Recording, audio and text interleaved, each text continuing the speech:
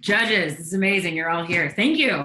Okay, thank you so much for joining us today, and thank you for everybody who's watching today.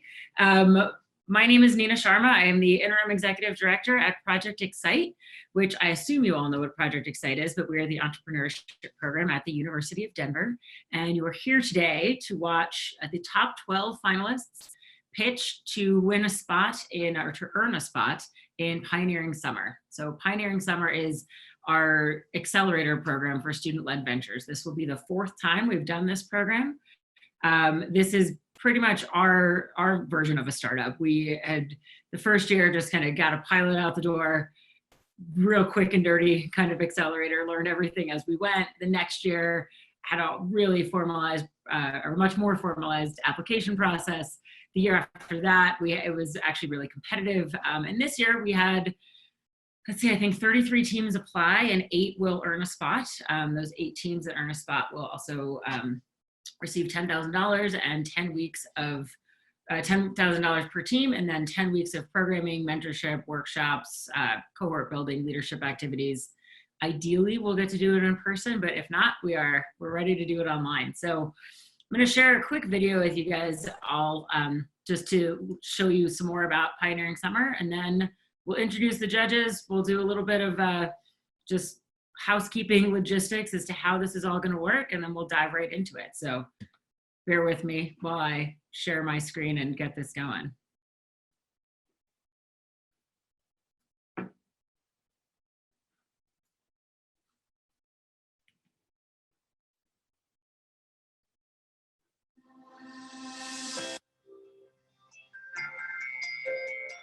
At Project Excite, we believe that the only constant in our world is change.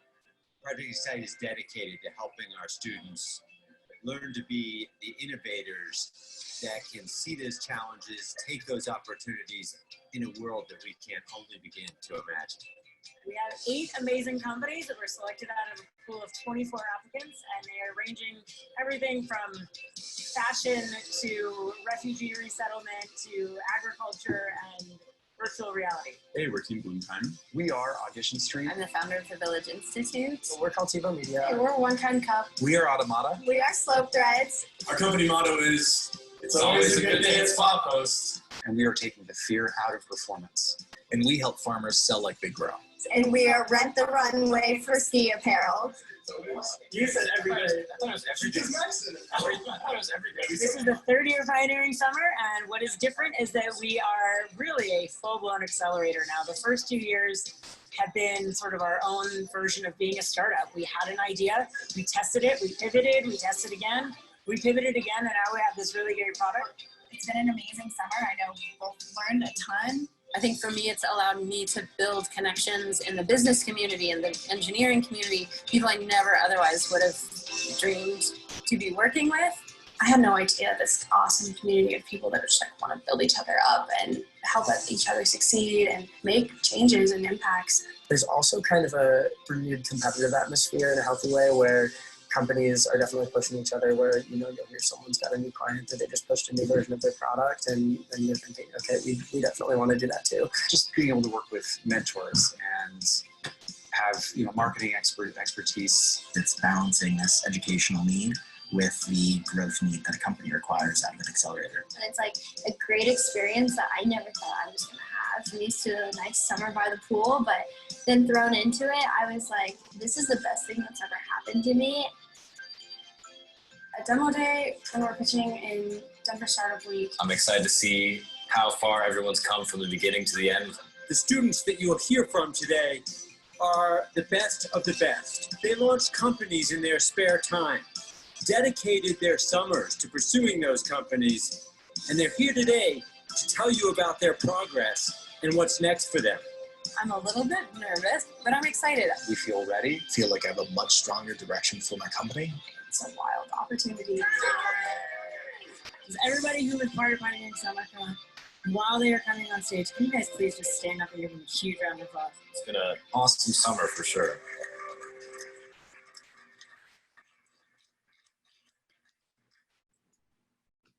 Awesome, that worked. That's the most exciting part of that video, is that that actually worked. Okay, thank you guys. That was last summer. You'll actually see 2 of those teams pitching here today because we do have a rule in Pioneering Summer that you're allowed to participate twice. So 2 of those companies are going to be pitching again today. Before we dive into everything, I do want to introduce our judges. So we have an amazing panel of judges today. And hang on while I find our bios. Hi, everybody. Okay, so I'm gonna, as I introduce you, just wave your hand, say hi. It's okay, we're doing this in alphabetical order. So first up, Lauren Brown. Lauren is one of the managing partners at Pioneer Venture Group, which is a student-led venture fund at DU, which just started last year. Lauren also just recently graduated with her executive MBA from DU. She's been an advisor and a business strategist in the cannabis and hemp industries, and she's passionate about building a broad network of businesses and entrepreneurs who believe in sensible cannabis policy that promotes corporate social responsibility while strategizing revenue growth. Lauren, wave, hi, thank you so much for being here. Next up, Alex Fiorillo. Alex is one of the star mentors for Project Excite. She's been a mentor with Excite and with the Pioneering Summer teams for the last 2 summers. She specializes in designing and implementing business solutions that provide key goods and services for mobile payments to alternative energy products to people living at the base of the economic pyramid. She's facilitated strategy and collaborative workshops and convenings from the Bill and Melinda Gates Foundation, the World Bank, and Mercy Corps to other international development organizations. Thank you, Alex. S.J. Maxted. S.J., Sarah Jane, sits on the World Economic Forum Global Future Council on Innovation and on Innovation Ecosystems, and is the Associate Director of the President of MIT's Task Force on the Future of Work. She's a senior advisor to the CEO of Greentown Labs, and at any given time, you can find her working with about a dozen startups through the MIT Sandbox, MIT Clean Energy Prize, and other mediums. She was also born and raised in Colorado, and we are glad to have her back. Awesome. Dr. Aditya Nagrath is a visionary leader on a mission to change the way that the world teaches math. He is the co-founder of Elephant Learning Math Academy, which is gamification of a proven curriculum. At age 14, he taught himself C++, which I just find amazing. He's also a graduate of DU multiple times over with a PhD in math and computer science. Thank you for being here. Gregarious, or Greg, as we'll call him today, Noreen, has been at the forefront of social media marketing, influencer marketing, and product marketing for more than 20 years. Most recently, Greg was the CTO and co-founder of Shoot, which is a visual marketing platform serving Fortune 500. Prior to Shoot, he was the first employee and vice president of product at Clout, which was a startup that defined influencer marketing with its social influence platform. Thank you for being here, Greg.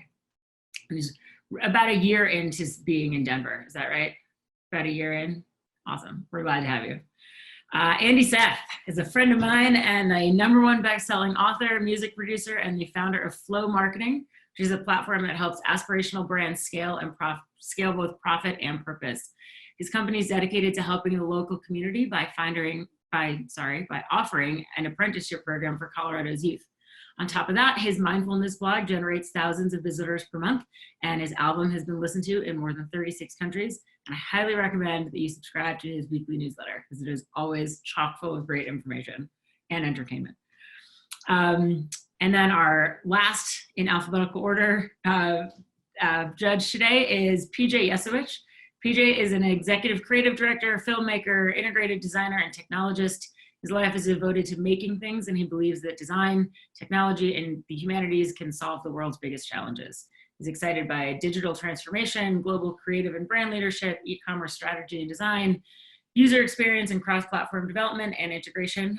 He was a mentor with some of our students during last year's Pioneering Summer, and he's an alum of the Daniels College of Business here at DU.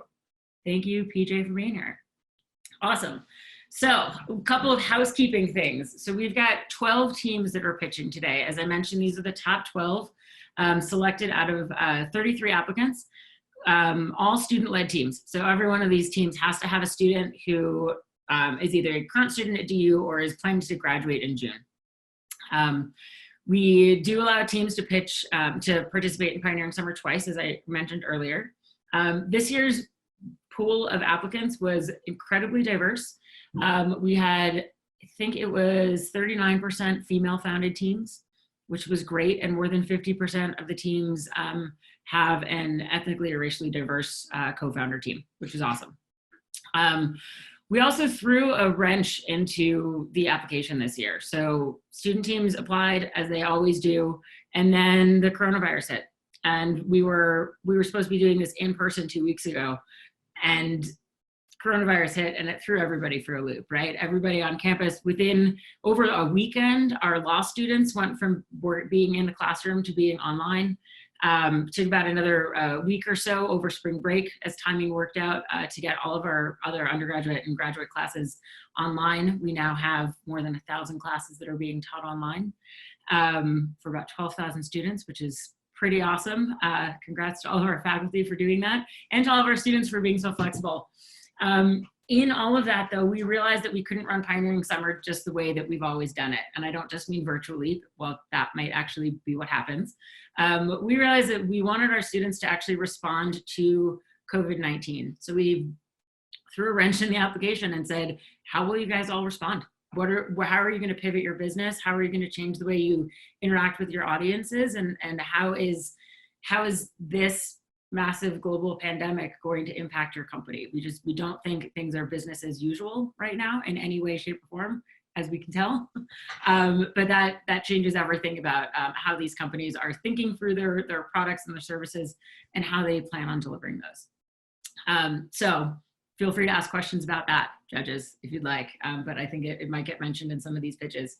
So we'll have 5 minutes per pitch, or per team to pitch, and then 5 minutes for the judges. That's a lot of questions. It's a lot of information to get done in this short period of time.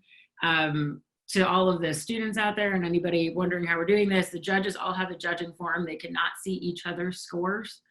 They have the entire time to keep that form and take notes and provide their scores to us at the end of all of this at 2:30. And when that is over, we're going to look at all the scores, tally all the scores, and then have a deliberation, because we know that scores are part of this, but we've also had time to interview all of these teams as well, and we want to make sure that we have full agreement between our judges and some of our faculty fellows and our Project Excite team on who those final 8 teams are going to be. So ideally, we'll be able to announce those tonight. At the latest, we'll announce those tomorrow morning, but I'll find out pretty soon who those top 8 teams are going to be that are going to get $10,000 each and get to participate in Pioneering Summer.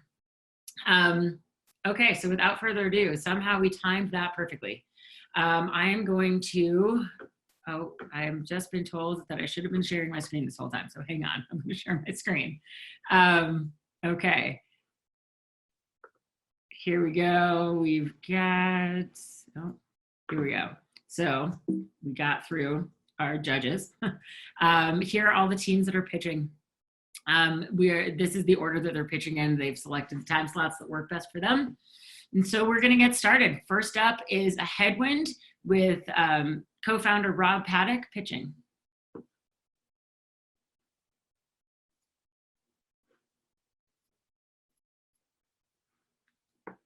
And I believe the way this works is that we'll invite Rob to be a panelist, and then he'll share his screen. There's Rob. Okay. Good. All right. So I want to share an unfortunate truth with all of you. If the manufacturing industry doesn't undergo a fundamental shift, the future will be dark. I know this because for the past 3 years, I've been working with some of the top manufacturers in the world. I've been staring at this problem. And for a short stint, I was actually on the production floor working for one of these manufacturers. Now, the most recent,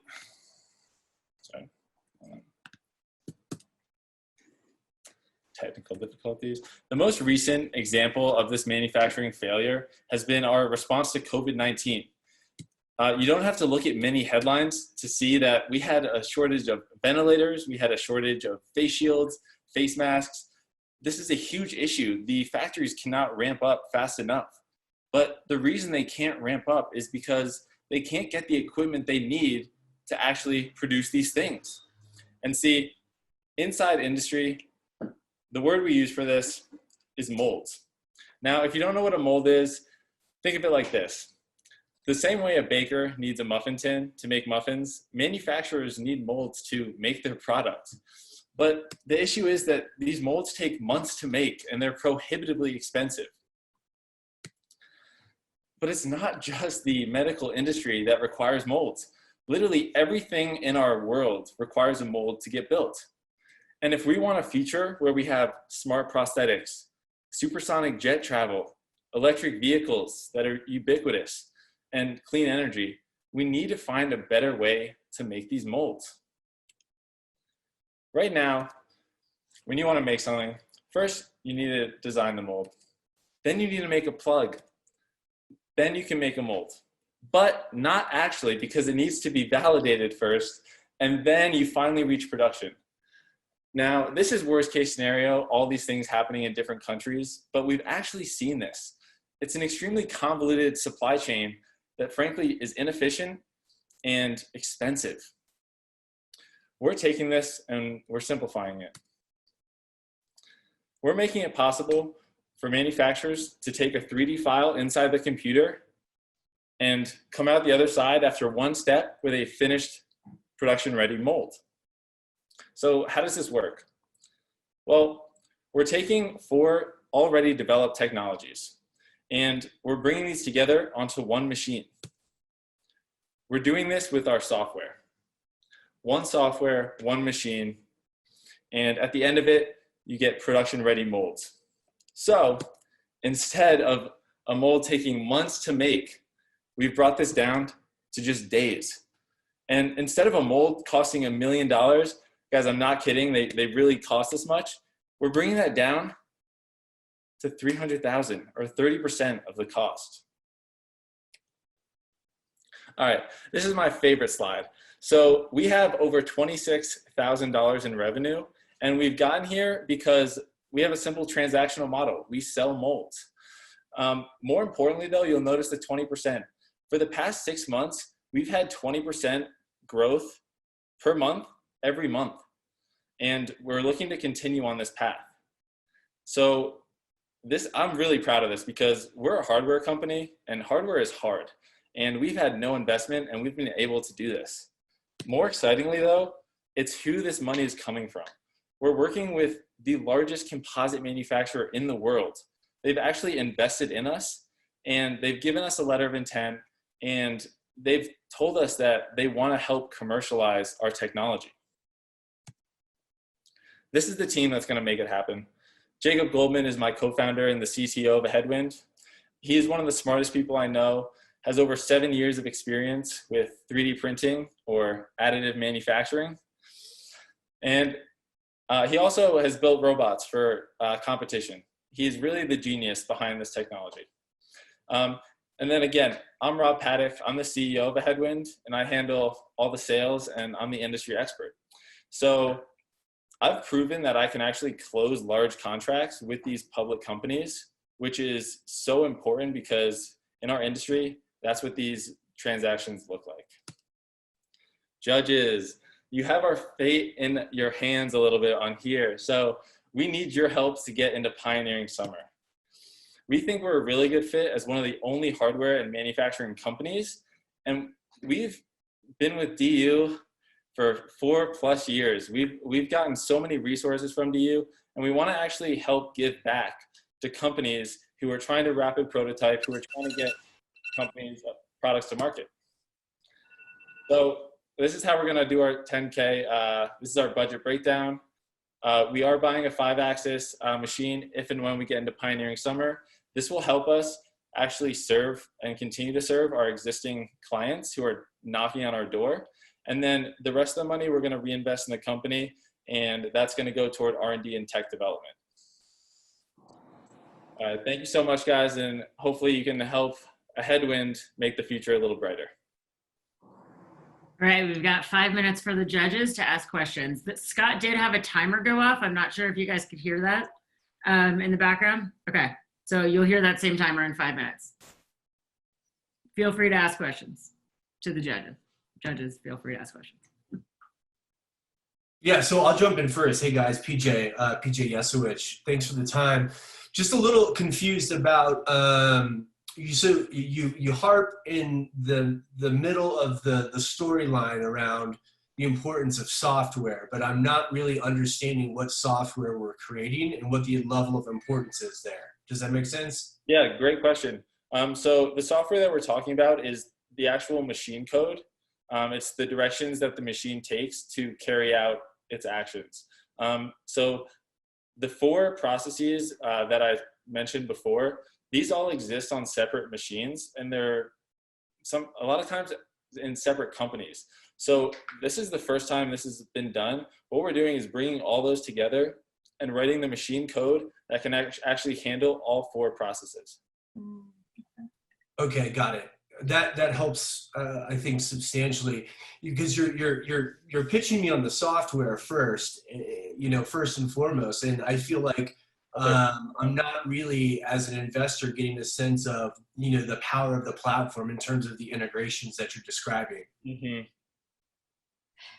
This is SJ here. Can you talk a little bit about what you're like? I guess I don't want to say the IP because I know it's a little bit different, but how do you see yourself getting ahead of the market here? I guess on one hand, I'm surprised something like this doesn't already exist. So kind of who are you competing against? Or is it just the as is where there's 4 platforms and 4 different companies?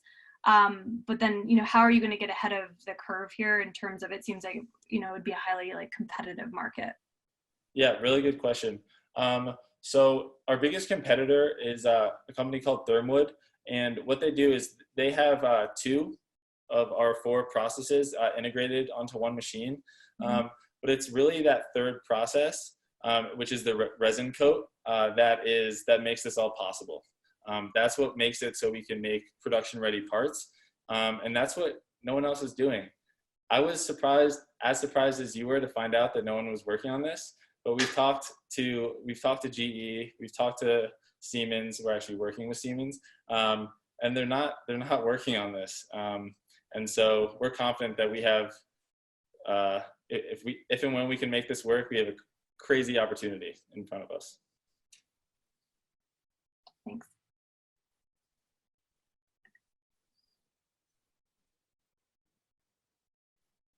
So I'll ask another question if you want. Yeah.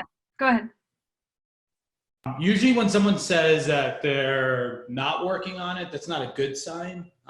So I'm curious, how do you actually interpret that? Either they don't believe there's a big enough market, that's why they're not working on it, or they are working on it, they're just not telling you. I'm just kind of curious because, if you put it together, it seems like others could put it together. So, I guess I'm trying to figure out the defensible part and what gives you longevity. Over time. So it's not just them saying they're not working on it. It's them coming to us afterwards and asking for molds. That's how we know they're not working on it. And as far as the defensibility, there is hard IP, utility patents that we're working to file, and that's something actually that we would love to do with the help of mentors in Pioneering Summer.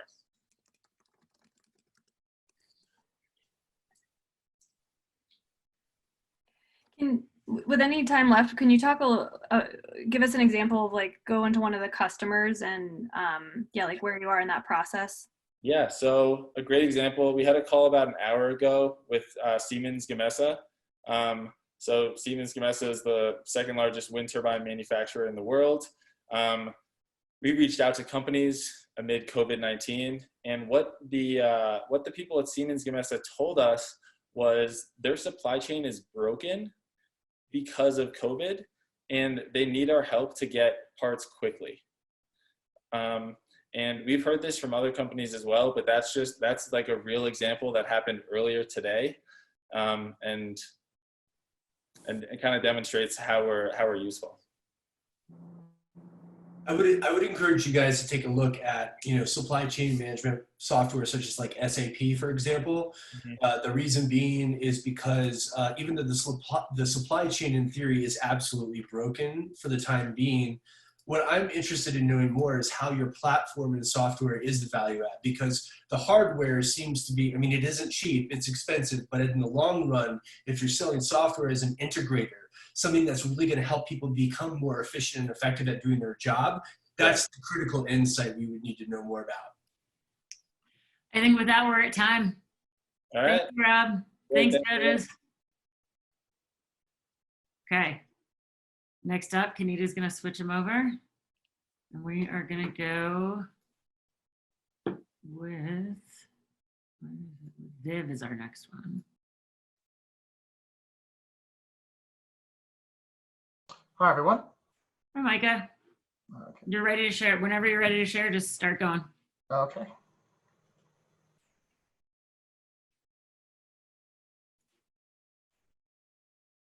Okay, can everyone see the presentation? Just checking. Perfect. Okay, so, hi everyone. My name is Micah, and I'm a co-creator of Viv, a company that will bring West African dried mangoes to the American market, creating a sustainable income stream for West African farmers while offering US consumers products with a purpose. Viv comes from the French word vivre, to live. The idea for Viv arose when I was a Peace Corps volunteer in Benin, West Africa, working with farmers firsthand on nutrition and public health. During my service, I realized that farming families could only offer a fraction of their produce to the global market due to a lack of capital access. Almost half of Benin's population makes less than $1.90 per day, amounting to just $700 per year. At this income level, every financial decision has a direct consequence. This gives farmers practically no capacity to reinvest in themselves.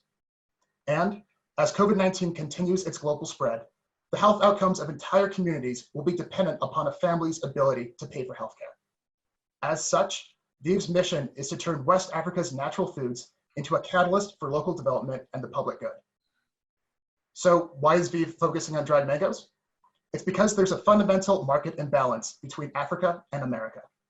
A grocery bag of fresh mangoes costs between 60 to 80 cents during peak mango season in rural Benin, and a pound of dried mangoes costs $10.16 in the United States.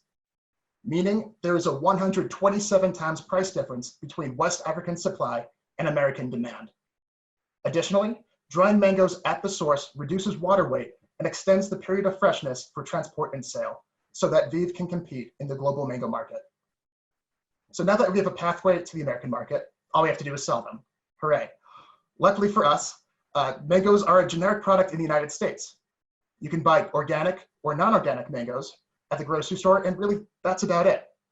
So instead of competing as one amongst many generic mangoes, Viv will focus sales towards health and socially conscious consumers with a focused differentiation sales strategy. Viv can do this through 4 unique advantages. First, by showing the impact of that our company creates for farmers and their communities.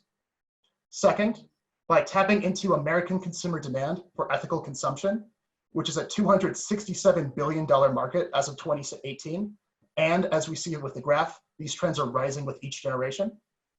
And third, through direct farmer relationships that allow us to trace our supply chain, avoid middleman broker costs, and efficiently scale to meet future demand. Our fourth competitive advantage is our team. Meg, Geddes, and myself have each served in Peace Corps Benin, and together we have a combined 5 years experience in Western and Central Africa. This means that Viv's direct relationships with farmers is already ongoing and is years in the making. Meg is based in Rwanda and will focus on the African supply side of Viv. Meanwhile, I'll be focusing on marketing American demand in the Denver-Boulder area. As we continue with the Pioneering Summer program, we'll invite a third person to round out the team. And our next steps with the Pioneering Summer program will be to develop Viv's direct-to-consumer website and to test modular production methods for drying mangoes. Through the following work that we focus on over the summer, our end goal is to sell our products at high-end grocery stores in the Rocky Mountain region. We see retail as the most sustainable business model once we develop our brand exposure, pricing markup, and sales data, much like Warby Parker and other successful direct-to-consumer companies have done in recent years. Once Viv is an established brand, we will expand our product offerings towards shea, cashews, and coca. These are high-margin agricultural products with concentrated growth in West Africa because in the case of shea, shade trees only grow indigenously in Africa's savanna belt and take 10 to 15 years to bear fruit. And in the case of coca, over 64% of the world's coca, where we get our chocolate, comes from West Africa. And up to 90% of this coca might be harvested with child labor. It's uncertified. With these products, VIV can best leverage our direct relationship with farmers towards ethical production and financial benefit. So VIV exists because of 3 unique opportunities. We create a direct link between farmers and consumers. We tap into a growing market demand for ethical consumption, and we provide products with a purpose. Thank you.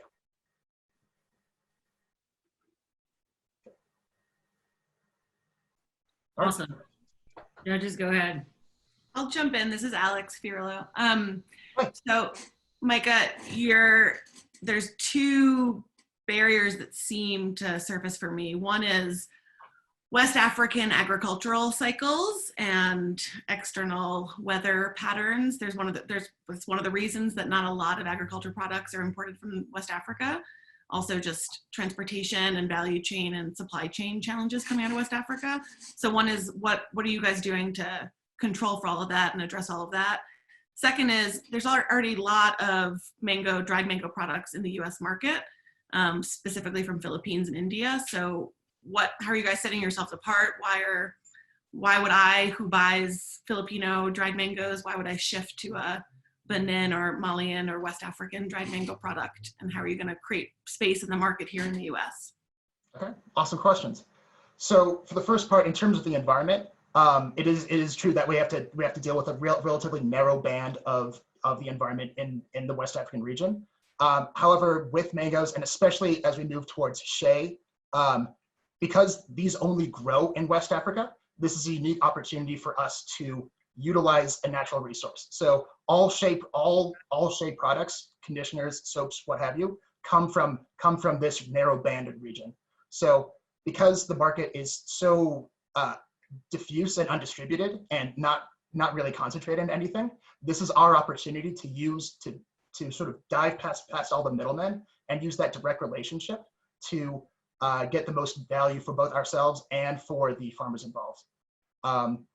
And then in terms of infrastructure and potential corruption, once again, reducing the amount of middlemen reduces a lot of the corruption, and it means that instead of dealing with corruption on the supply side, it's more of corruption on the and logistical issues on the transport side, basically transporting the mangoes from rural Benin to the capital city and then onto a ship. This is honestly something that we still have to figure out, but with local partners, and we've established these local networks over the course of 4 to 5 years, we have some political leeway to sort of push past some of the lower ended corruption things and move forward. Another part of this is that the reason why we started with mangoes is because mangoes are actually a pretty unregulated and low sort of key product in West Africa. So whereas coca and shea are highly regulated monopolies, or not monopolies, but they're sort of controlled by the government in some respects, mangoes aren't. So that gives us a lot of leeway to interact with local suppliers. I have a question. Mm-hmm. I'll be the cynic. Let's pretend we're in a recession and buying things that are $10 a pound is no longer even feasible for a big chunk of the population. It seems to me that this was already a somewhat small TAM, and it seems like it may get even smaller and smaller. I get the thing that you're saying about it, but I guess how long does it take you to move to something that is more, like shea, which has a fairly broad set of applications, might be, even though it's a little harder to surface, may have more value to you. What is your operational plan, I guess, to say potentially move off of mango if you determine, or how would you determine that the mango market is not the one you should go after, and then what do you do next? Great question. So we're using mangoes as a way to beta test our production capacity. Basically, how do we dry, how do we collect, how do we establish, just really produce these mangoes in a rural West African setting, and from that we build the local farmers network as well. these farmers have mango trees, they have shade trees, and in the mountainous regions, they have coconut trees as well. So mangoes is really sort of like the first step amongst many to build towards these more high margin West Africa specific products. Additionally, we do realize that we're talking about a really low market share here. That's fine because we are actually working on modular production methods such as solar dryers as a way to minimize the fixed costs. So with variable costs, we can have a variable production. And I have that as cost structure. One sec. Oops, that's not it. Well, yeah. Okay, thank you. Are you worried at all about demand destruction from say like COVID-19, where people might not be looking for high-end products after this? With time, I'll just answer the question really quickly. So the answer is yes. In the short term, we were originally planning to like push this towards like farmers markets and sort of easy early adopters in the Denver Boulder area. Because of COVID-19 and the fact that we're not really allowed outside, we're moving towards a direct-to-consumer website as a way to start the business and beta test the products. Awesome. We're gonna have to cut you off, Micah. Thank you, guys. Thanks so much. Next up, we've got Defudger. As soon as they're ready, they can get going. Thanks, guys. I know this is like so fast to ask questions, but you guys are asking great questions, so thank you.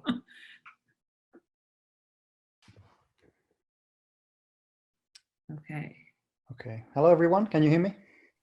Yes. Perfect. And Patricio is here as well, I believe. I'm here, everyone. Okay, Hi. perfect. Let's just go to the beginning then.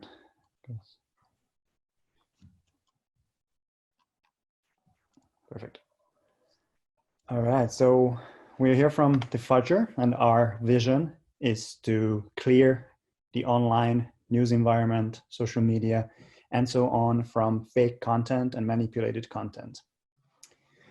So we have had a tough year already in the last 4 months or so, but I have some bad news. It's just gonna get worse from here.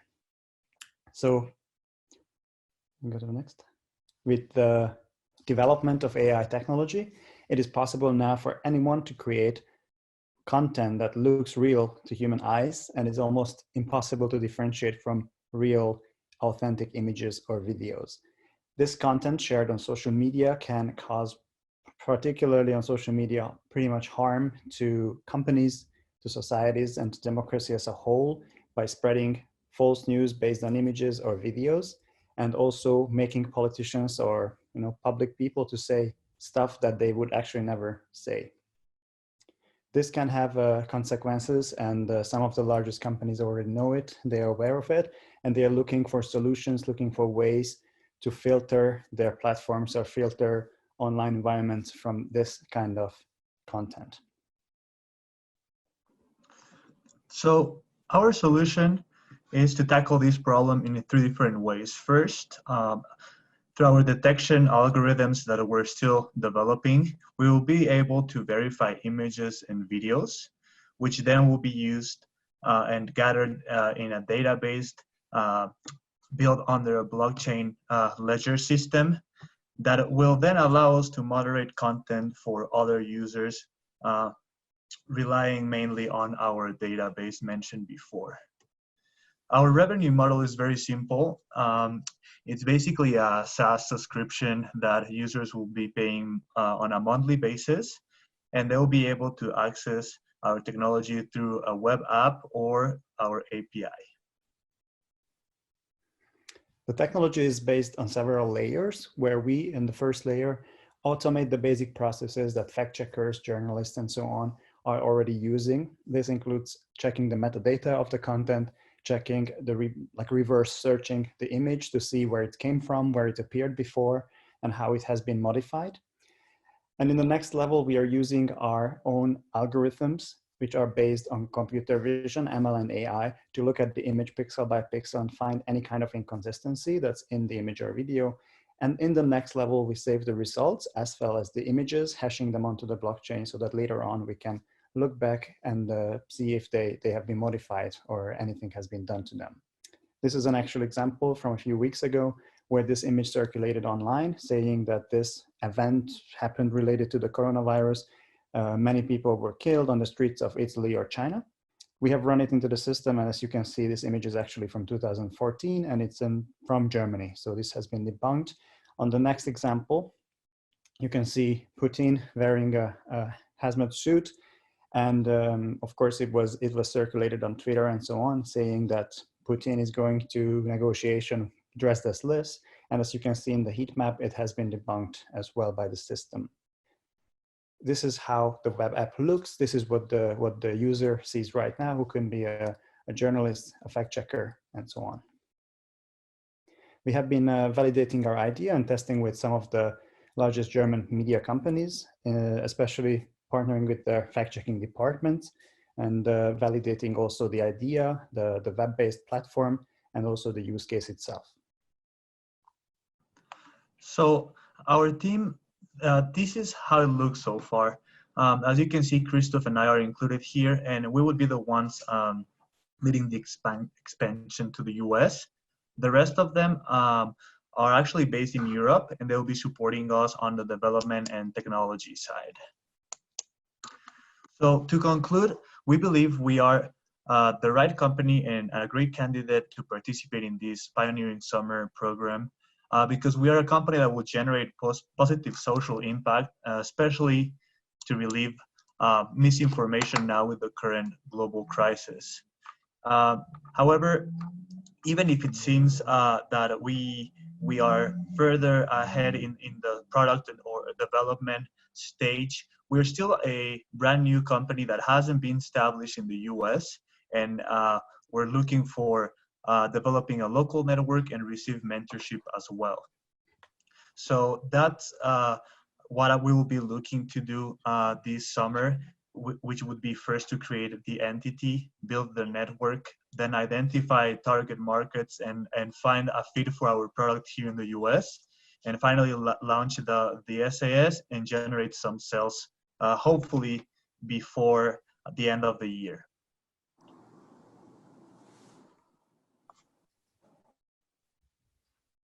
Great, you ready for questions? Yes. Okay, go ahead, judges. I've got two questions.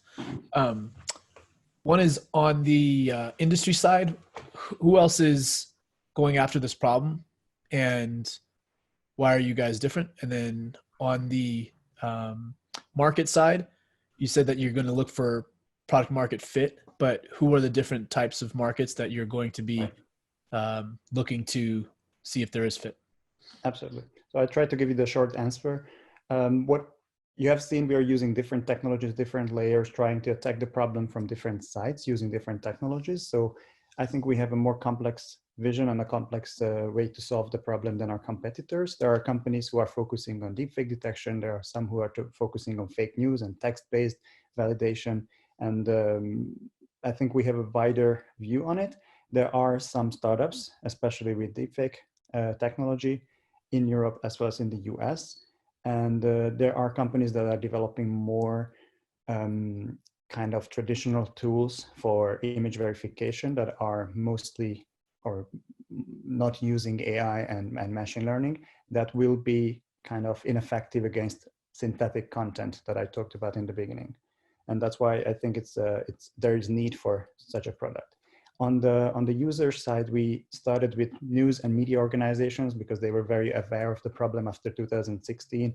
They have received a lot of fake news, fake images, and they kind of have to verify the content they put out. So they are sometimes the source, the trusted source of some news.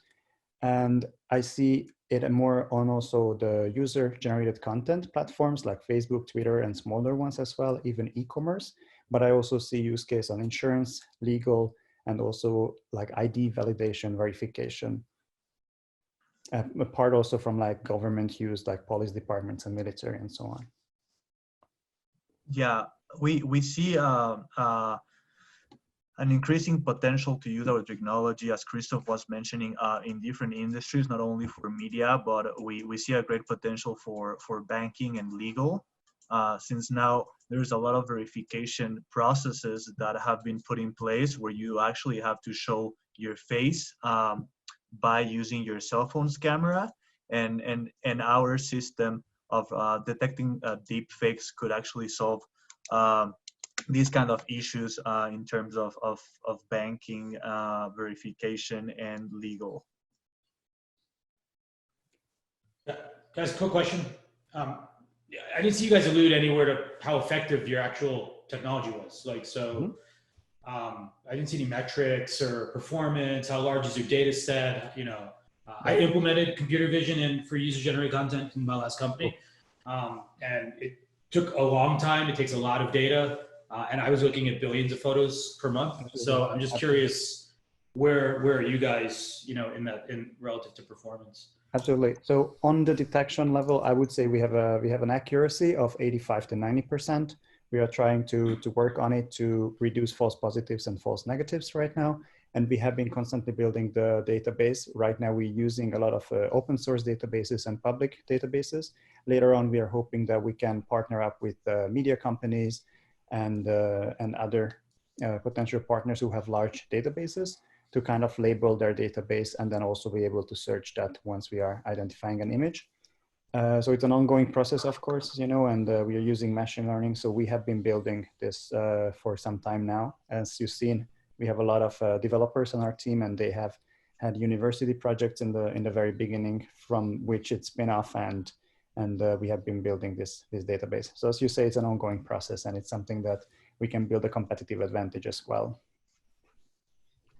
Yeah, I'm first of all, great idea, guys. I'm very intrigued to learn more. I have more questions than we have time left, but am happy to help kind of mentor you guys. We built something very similar for Apple last year, using some stuff like this. It isn't the exact idea, but I have a lot of questions on the tech, so maybe Nina can sync us up offline. I would love that. Absolutely. Thank you. Awesome. I think that is just about time. So thank you, guys. Thank you for your attention. Thank you. Thank you for your attention. Thank you. Next up, we have EIGENTECH.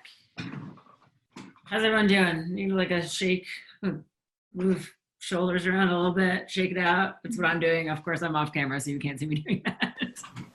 But okay, whenever you guys are ready. Yay.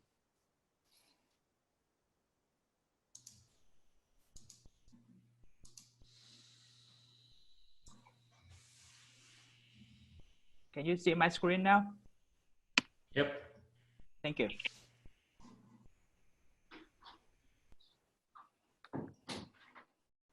So I guess, can we start? Yes, go ahead. Okay. Good afternoon. Thank you for being here. My name is Reed, a content manager from EIGENTECH. Today, I would love to talk about a solution that will transform the Vietnamese educational system and advance STEM education for young Vietnamese. So you may ask, where is Vietnam? We are a tiny country in South Asia with a massive population of 95 million people, 3 million of which are high school and college students. However, the problem is that these students undergo an academic curriculum that is heavily focused on theories. To make a matter worse, they have limited exposure to science. Unlike American students, we don't have such an opportunity to engage either in research or science, like NSF summer camp. This leads to a lack of passion for science as a result. These students then grow up and become young leaders, but they feel science is unapproachable. We as EIGENTECH would love to address this problem by increasing science exposure for these students. Specifically, we're gonna introduce a first science fair that's gonna have 3 unique aspects. It will be first, supportive and inspirational, as inspired the International Science and Engineering Fair. In particular, we emphasize the relationships between mentors and mentees. Secondly, our science fair will be process-driven, meaning that our participants will appreciate the learning process from getting the raw data to the final result, instead of focusing solely on awards and prizes. Last but not least, the most important thing is that our science fair will be open for everyone, regardless of their background. In over 10 years, we will deliver the impact to 30,000 students who will then spread the love for science nationwide or even to an international stage.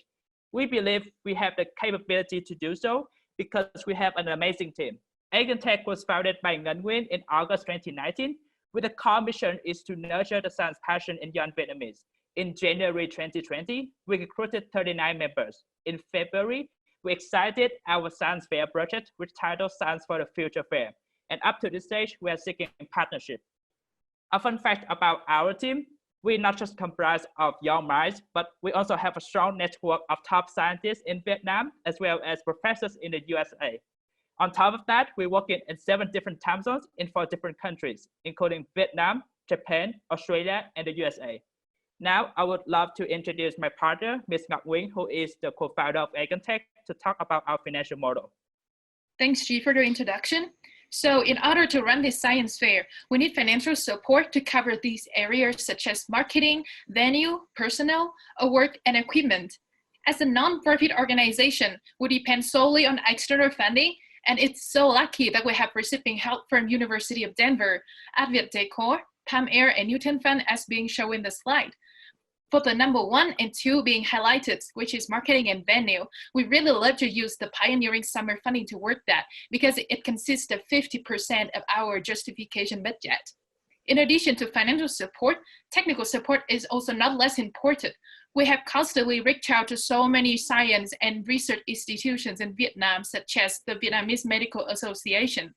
As you can see in here, we have been working very diligently to looking for help from different kind of organizations, because as a joint team, we're really aware that in order to create and mix and achieve something that's seemingly impossible at our age, we really need to stand on the shoulder of the giants.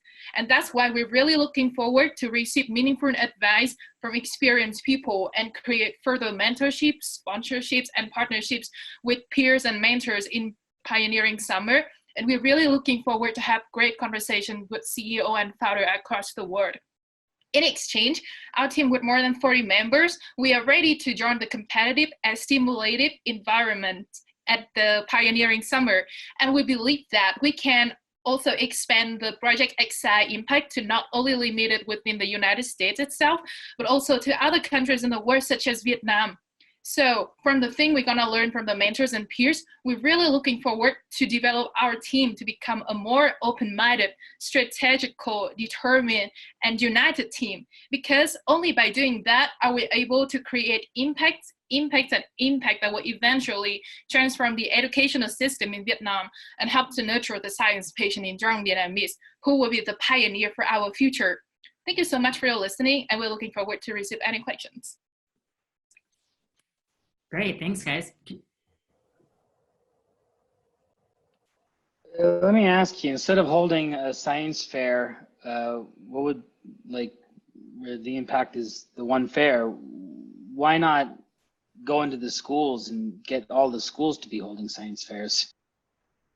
Yes, so currently there's one national science fair in Vietnam, and this is the only one that being officially held. Our science fair will act as the first non-profit and large-scale science fair. And actually, your idea is also very great, because in our plan, we also go offline to many high schools in the area and then ask people to participate in our science fair, because we expect to receive from 100 to 200 applications for this year. Moreover, because if every school in Vietnam wants to organize something, they have to ask for the permission from the Vietnam education. So and they already have the fair and they organize by themselves. So they not prefer to create a school fair that's have our same spirit. Just to clarify, are you a nonprofit? Sorry if I missed that. Yes. Just to build on Aditya's question, what are the thoughts for scaling this up beyond? So schools, it sounds like, is part of the plan. Just talk to us about a few years out, what might this look like? Give us some bigger vision of where this could go. Mm-hmm. Yes, I can talk on that. So basically, for our first science fair, it will be in Ho Chi Minh City. So it's one of the big economy cities in Vietnam. But for the future, we want to bring the science fair to the capital, to Hanoi. And for later years, we try to expand it to other countries, but cities first, overall the nation. and hopefully it gonna spread the love for science for the whole country. And just to build on that, like, what are the challenges maybe in like more rural areas where students may not have access to the same kind of educational system or resources? Have you guys thought about like the equity and inclusion across like urban versus rural? That's right. And that's also one of the reasons why we hold this science fair, because regardless of student ideas and background, as long as they show their passion for science and they really want to learn, they're gonna be able to participate in the science fair. And when we're being able to hold that in different places in Vietnam, we will get more chance for the student from rural area to enter that, because we really not really care about the results, but we care more about the process, and process driven is actually one of our 3 goals. Yeah. Yes. Yeah, in addition, because as we say, we want to create a free fair, so it's mean everyone can participate, and we provide mentor, guideline, and a supportive, like expensive for everyone who participate in our fair. So we try to shrink the gap between like rural area and this urban area. How do you guys plan on generating funding down the line? I'm sorry, can you ask the question again? Yeah. How do you, in the future, how do you plan, if you're a nonprofit, I mean, I'm having a hard time understanding how you're generating revenue. It seems more that you're a service, a nonprofit service. How do you plan on generating capital or funding in the future? I think it's a good question, because currently this is our first year. We have 2 strategies of getting funded. First, we will use the international sources like apply funding from the US, from the schools. And secondly, we will apply for internal funding, which is from private organization and research institutions within Vietnam. For the next year, we will continue doing the same thing. However, we will also kind of like open our science fair for the public and hold many valuable talk shows. And for these talk shows, we can have some fees on the participants who are not our participants. But we will continue to develop our team to seeking more and more funding for that. Have you guys thought about maybe trying to find sponsorships, you know, from larger companies? Or? Yes, actually we have already applied for the funding at the US Embassy in Vietnam, and also a very large English counseling center in Vietnam for that. Just follow up with me after. I'm just happy to introduce my friend Ben, who runs 500 startups in Vietnam. And he may be able to connect you to sort of people. That was great. Knowing what I know about the Pioneering Summer program, just curious, like, how open are you as a team to other potential mechanisms or solutions or ideas? I think like the problem you're trying to solve is interesting, and I'm wondering if you're open to other iterations of what your service offering is. Yes, because like the Science for Future Fair is our first step to the market to introduce ourselves and build our fundamental block, and we open to every like potential useful and effective way to help students and get more and more like students to engage in science. So we pretty like open-minded, and then we reach for everything. Cool. Thanks. Thanks, everyone. I think we're just out of time. Thank you. Thank you. Okay. Next up, I just saw him on screen. We are going to paired. Did I see Rye on there?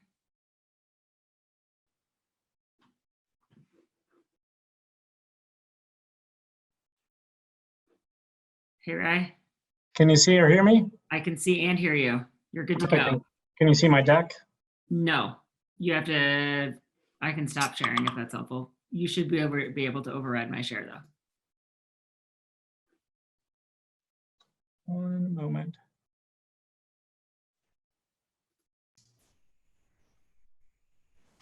You're good. Okay, hopefully that worked. Perfect. Well, hi everyone. Thanks so much for having me. My name is Rye Finnegan, and I am the founder of Paired. Paired is a new category of recruiting platform that connects awesome people with great companies by leveraging the networks of connected tech industry leaders. Similar to the way an internal employee referral program works, Paired rewards are a curated network of users for referrals that translate into hires. Over the past 3 years, I've been lucky enough to run Denver Startup Week and sit at the center of an amazing community of people that go out of their way to help each other. I've had hundreds of cups of coffee with people who are looking to find their next job. And I also work with dozens of connectors in our community that are having those same caffeine-fueled conversations and constantly connecting with talented designers, engineers, and beyond. Paired provides a platform for growing companies to tap into these connector networks, turning connector networks into referral networks and creating a new, trusted, and simple pipeline for sourcing a company's next great hire. The problem that Paired is solving for is that hiring is hard. Growing companies often lack the resources to manage the hiring process, whether it be limited personnel capacity or limited financial resources. And on average, tech companies spend 52 hours sourcing every open position. The solutions that exist today to help, job boards, online marketplaces like Hire.com, or white glove recruiting agencies are generally ineffective, inefficient, and/or expensive. Paired seeks to be more effective than old-fashioned job boards, more efficient than passive candidate outreach, and less expensive than recruiting agencies. So how does it work? Paired is a two-sided marketplace. On one side, our clients are growing companies like Xero, Alteryx, Conga, Zestful, and on the other side of the marketplace is our connector network. This is a curated group of more than 250 leaders in the Front Range's tech and broader business community. The connectors represent some of Denver's most well-known companies and community organizations, and generally, they are people who, as a hiring company, you would love to have put their networks to work on your behalf. Logistically, the way that we put this connector network to work is every week we share a list of job openings from our clients with our connectors. Each job has a price tag next to it, predetermined with the client company, that we call a placement fee, which shows the connector how much money they will make for a referral that turns into a hire. So when a connector sees a role and thinks to themselves, hey, I know someone perfect for this job, they can easily make a referral through the newsletter or through our member web platform. And when the company sees their referral and likewise says, hey, this person is perfect for that job and hires them, the connector gets paid. Our revenue model is centered around a split of these placement fees, as well as, you'll see on the bottom, an upfront membership fee to access our referral platform and the connector network. I formally launched Paired on March 9th of this year. Less than 2 weeks later, obviously Denver was placed under a stay-at-home order, and hiring freezes and some layoffs began spreading throughout Denver's business community. I used to have a slide at this point that talked about how hot Denver's talent market was and how difficult it was for growing companies to find enough talented people for their open roles. And today we sadly have record unemployment and far fewer open roles and many more talented people looking to fill them.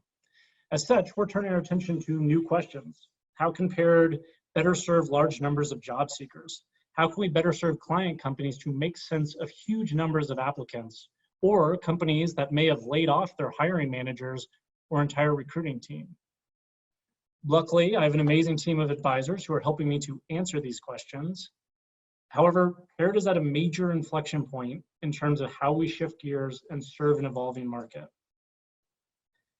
That's where Pioneering Summer is hugely valuable and remarkably timely for Paired.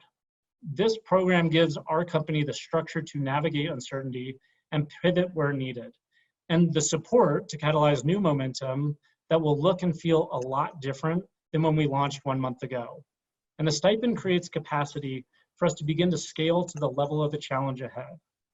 Hiring will soon start to pick back up. And my belief is that on the other side of the pandemic, there is a far greater opportunity to disrupt the talent market than ever existed in the pre-COVID world. So I'm excited to participate in Pioneering Summer to ensure that Paired is as ready as possible to meet that challenge. Thanks so much. Thanks, Ray. Judges, go ahead.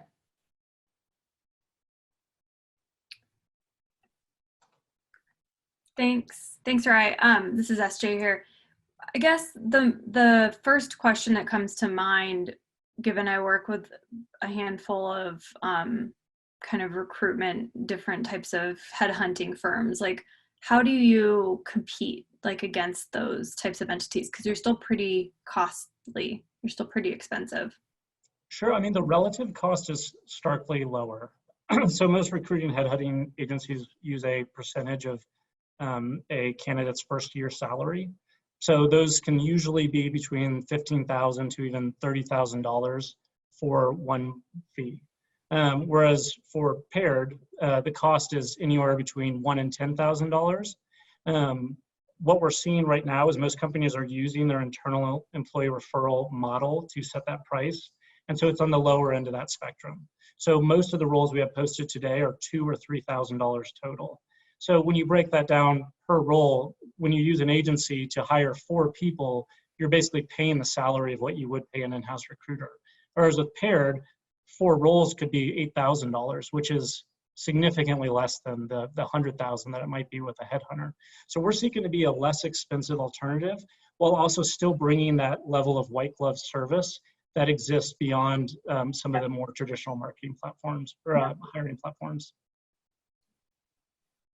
Do you kind of see your target as probably like what's like a target persona potentially? For clients or customers? I guess connectors. type of role. What's like a type of role you feel like is your target kind of? Sure. So what we've seen work most effectively are roles that are a little higher level because they match the connector network, the people that are on our network. So director level, VP level roles. We've seen pretty much everything that runs the gamut within tech. We're focused on tech right now in part because one, it has the largest budget in the hiring space compared to other industries, but also a lot of the roles are more interchangeable. So it allows referrals to more easily make sense and connectors to kind of piece those ideas together. But we've seen designers, product people, we've seen a few HR folks on our platform, sales reps. So really all the gamut of traditional tech roles we're seeing referrals and success with.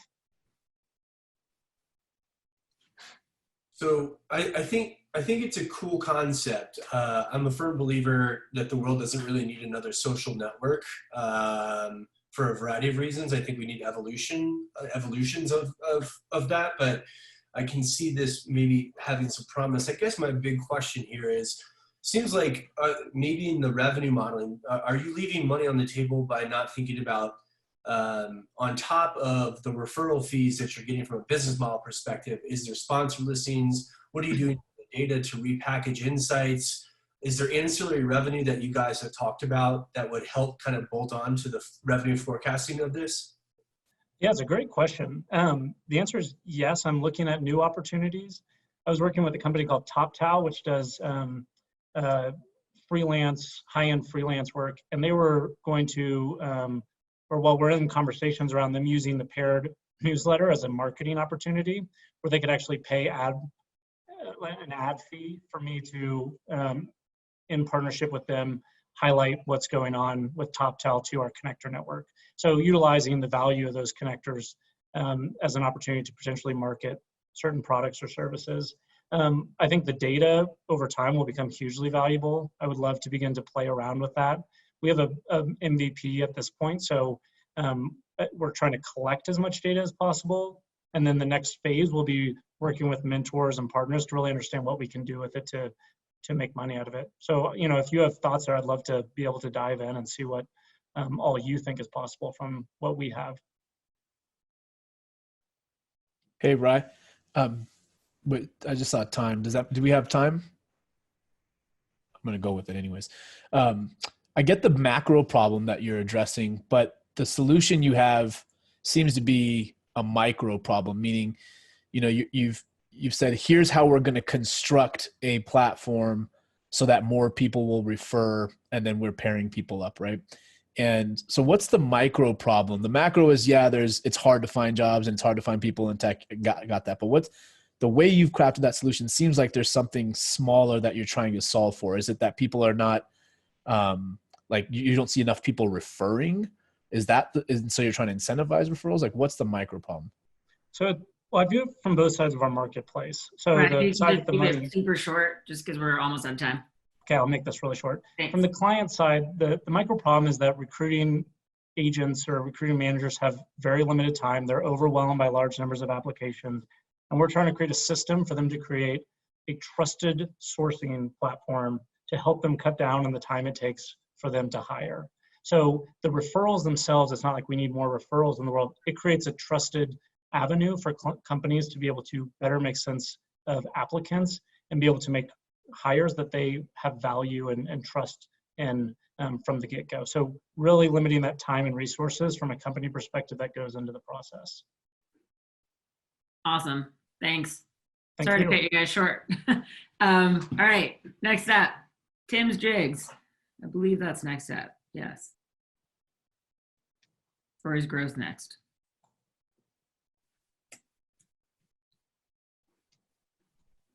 Got a lot of folks on here. I think it's Tim. Hello. Cool. Yeah, we are on the panelist side of things. How's everyone doing? Share screen. And all right, is this working for all of you guys? Working great. You're up.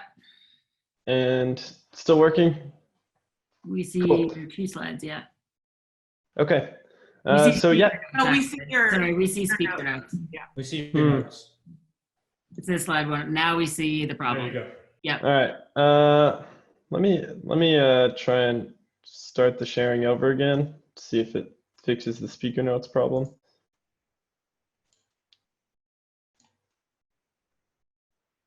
Can you still see them? Yeah. If you have 2 screens, move it off to second screen. I don't have 2 screens. Let's see here. I had this problem yesterday and it fixed it pretty soon. What about now? That's fine. That's fine? Think so. Okay, cool. So my name is Tim and I'm here with Tim's Jigs. We help researchers stay focused on their research. Research is always the forefront of society's knowledge and they're constantly doing new things. Doing new things means that they constantly need new tools to help assist them with their research. And that's where we come in. We help researchers do what they're good at by doing what we're good at. We make jigs and fixtures, help automate their everyday processes that they need to do consistently, and also build out data acquisition systems because research is a very data-driven industry. The jig you see on the screen was made for the Nobel Institute of Healthy Aging right here at DU, and it allows them to take consistent cross-sections of human brains. We made this for half the price that their colleagues were offering for them, and immediately they ordered 10 of them, and other brain banks, immediately they ordered 10 of them for themselves and other brain banks that they're working closely with. While we can help out any research labs, we're really focused on life science research labs. Life science research in particular is incredibly important. This is the research that we turn to when people's lives are at stake, whether it's looking at, the next cure for cancer, or they're testing out heart replacement valves, and next time someone's having a heart attack, we can actually do something about it due to the research that's going on. We also look at this research to help improve people's lives. So for example, the brain holders that I just made are helping combat degenerative brain diseases like Alzheimer's and dementia. And especially in today's times, I think it's pretty easy for all of us to feel the gravity of the research that's going on in these labs. Research in infectious disease labs is going to be critical in making sure that we're not caught off guard in the next global pandemic. And I think the market agrees with us too. $71 billion is spent on academic R&D work annually. More than half of this is spent in the life and science sector. And 55% of this spending goes towards equipment and software to help these labs run. We know there's money in this market, and we also know that they're more than happy to spend it if it helps them progress their research. We just made $15,000 off of their brain holders, and they're going to be asking for another batch of them very soon. We're currently a consulting firm making niche tools such as the brain holders. So these research labs can reach out and ask us for consulting work directly so that those researchers don't have to spend their time designing up these somewhat tedious pieces of their labs. But we do plan on being an everyday name in these labs, and these pieces are patentable. Well, some of these pieces that we're making are patentable. So ideally, the niche equipment that we're making today will be the standard everyday equipment of tomorrow. And time to introduce you to the team that's making it all happen. We have 2 engineers here from the University of Denver, myself and Augie. I've been doing manufacturing consulting for the last couple of years here at DU, and I just spent the last year in England with a company called E3D.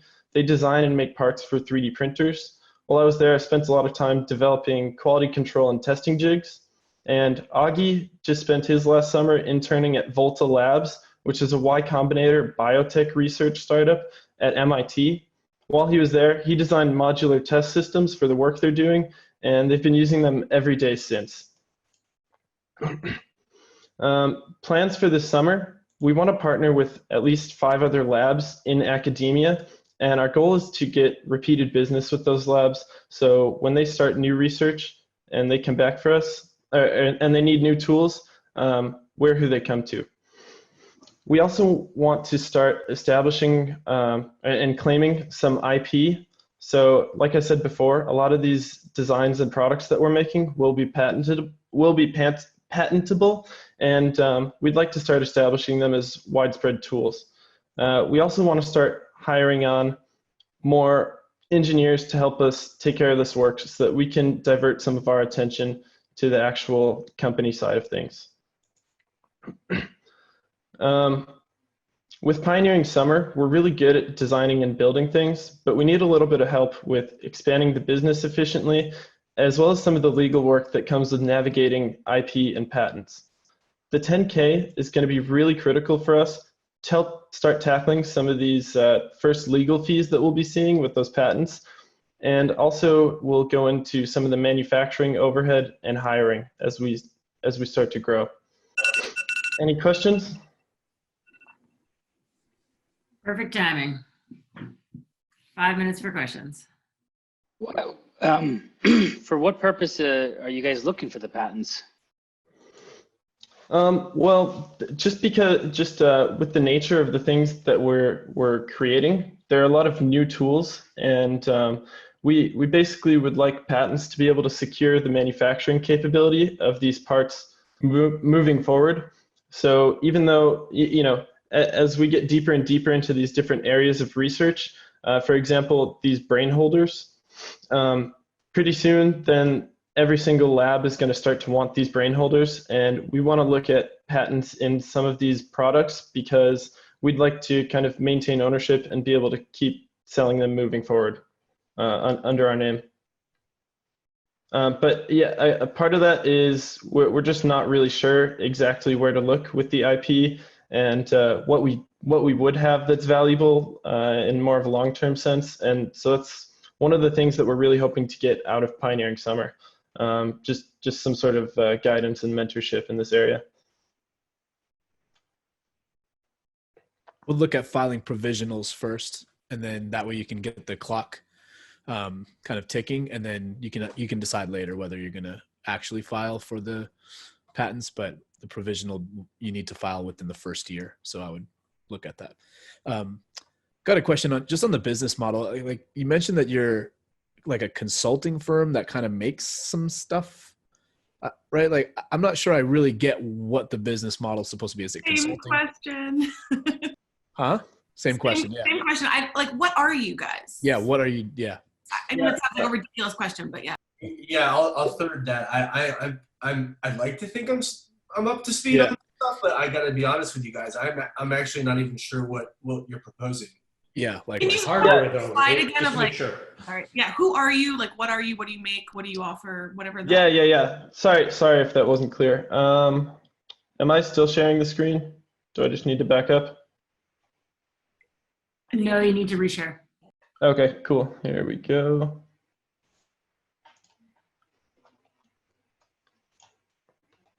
For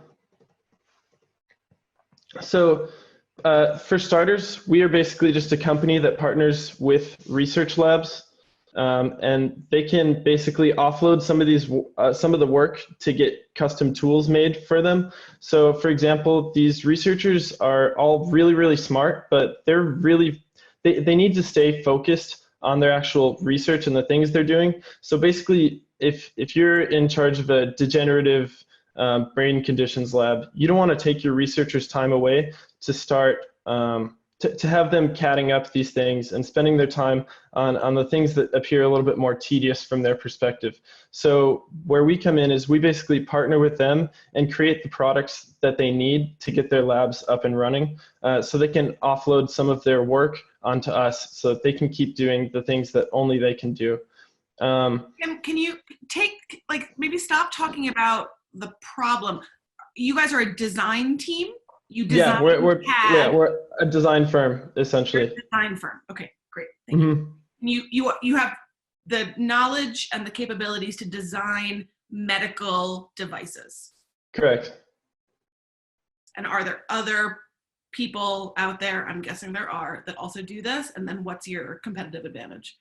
Honestly, I really haven't seen a lot of people kind of entering into this area. And the reason that I think that is because the entire research community is rather tight-knit, and even though they're close together, they're a little bit separated from a lot of these other businesses. So that's kind of the niche that we're hoping to kind of attack and take advantage of in the market.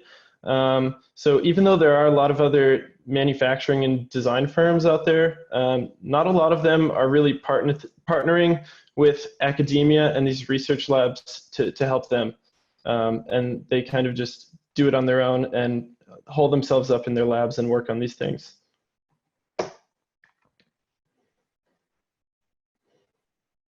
And what experience does your team have with developing these types of products?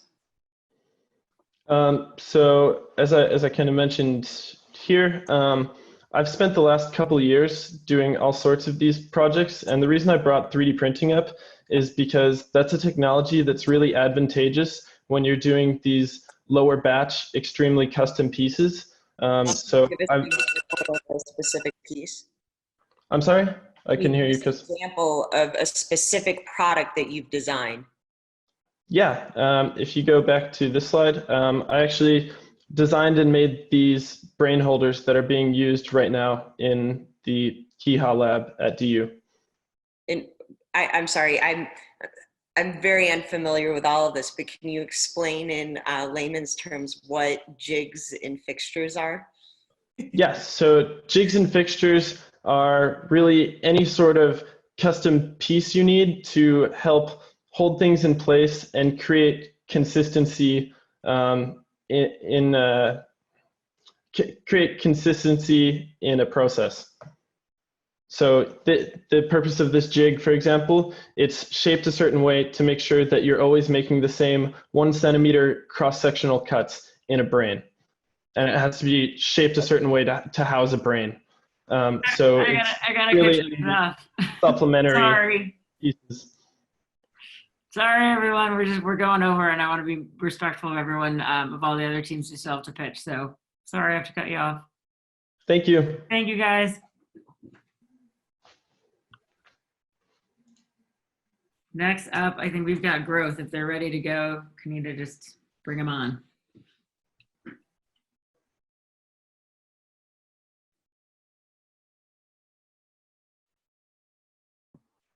Can everyone see that okay?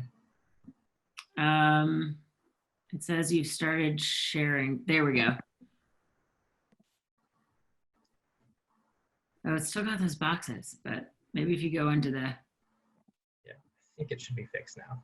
Okay. Correct me if I'm wrong. Hope so. You might have a box across it still, but nope, looks good. Great. It's go ahead. fine? Okay, Yeah, all perfect. good. All right, so hi everyone, my name is Kendrick Chung. You can call me Kenny. And today I'm presenting on behalf of our company, Growth. And our motto is the journal that grows with you. And by the end of this presentation, I guarantee you'll know what that means. Let me outline our problem. Our problem is that mental health is becoming more and more prevalent on college campuses today. In this graph, it outlines the percentage of students receiving mental health services from 2010 all the way to 2019. As you can see, back in 2010, there was 24%, and now it has skyrocketed to 37% in 2019. In a very similar study conducted with very similar students, 22.4% of them said that they felt hopeless within the last 2 weeks, and 16% of them said they felt too depressed to function within the last 2 weeks. Now, to me, this signals that there's a mental health crisis on our college campuses. But Growth has a solution, and it's as simple as journaling. Journaling has proven time and time again to relieve some of the problems that mental health provides us, especially when they stem from anxiety and stress.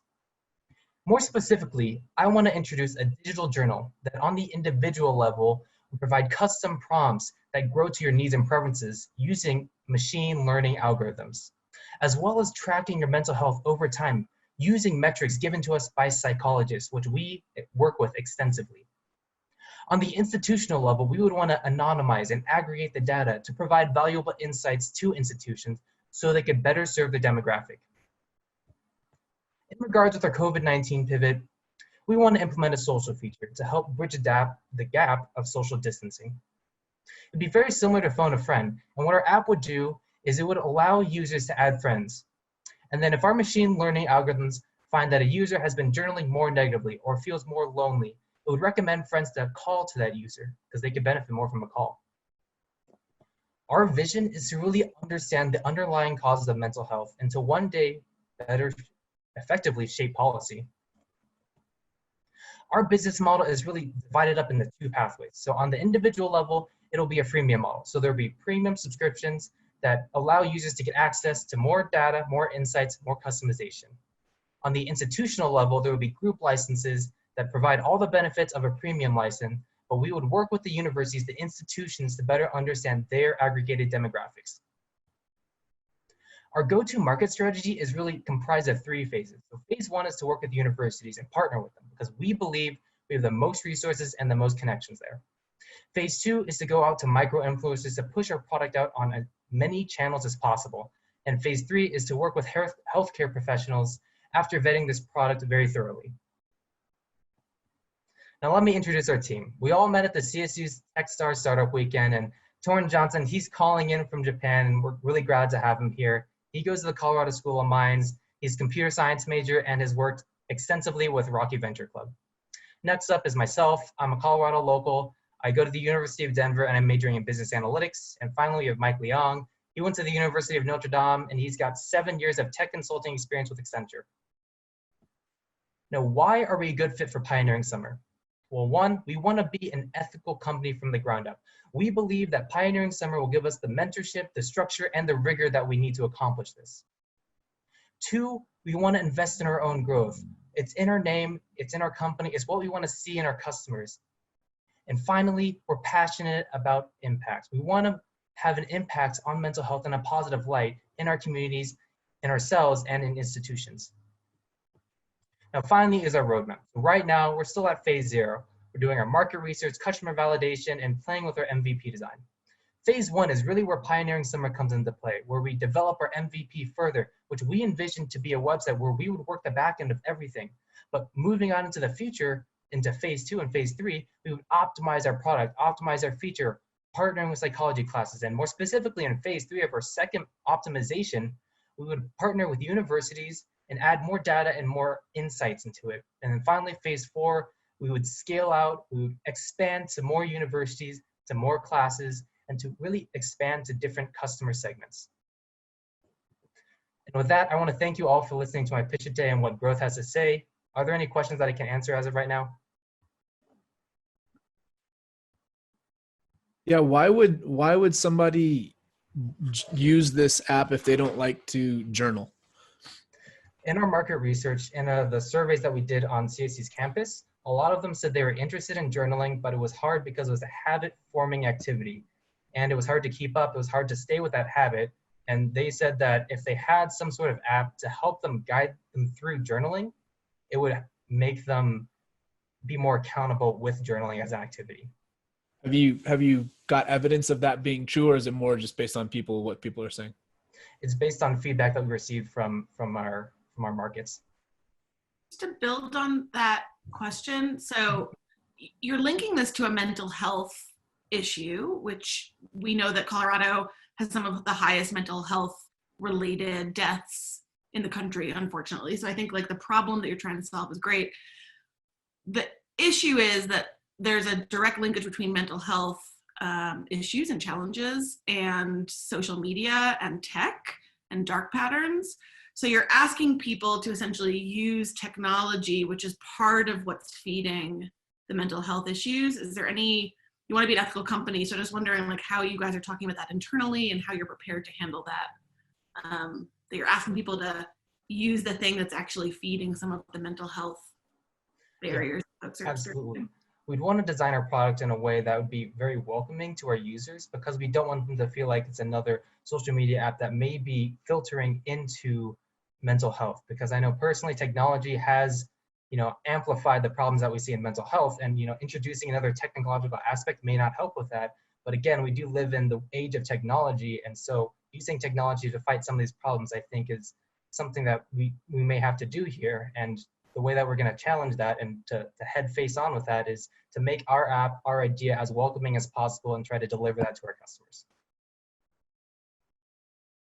Yeah, so I think, you know, there's two things. First is back to the research. So I understand you've done this market research, but I would be more interested to know what your user insights are, because I think the previous two questions kind of allude to how you would actually design for a user experience. And to me, you got to think about the stickiness of this in every regard, right? It can't just be something that's journal based or something that helps you. But there, you know, I do think there's some interesting integrations. I mean, with how you could even use this on like an iOS device for HealthKit, for example, in terms of the types of data that you're actually collecting on that user. There's also, of course, a lot of spatial data that you can grab from other beacons on campus or potential mental health institutions. But it's really tough for me to ask a pointed question about how it works without seeing kind of what that experience looks like. Right, absolutely. So if I understand your question correctly, you're asking about some of the data that we're pulling from the app, and is that correct? No, it's more about experience design. Like what cues are you taking? What data are you using in order to better design an interface in a sticky platform, a mobile-based platform that is going to keep people coming back? Because I agree, just having an online journal is a big hurdle in itself. You're asking a lot from people as it is.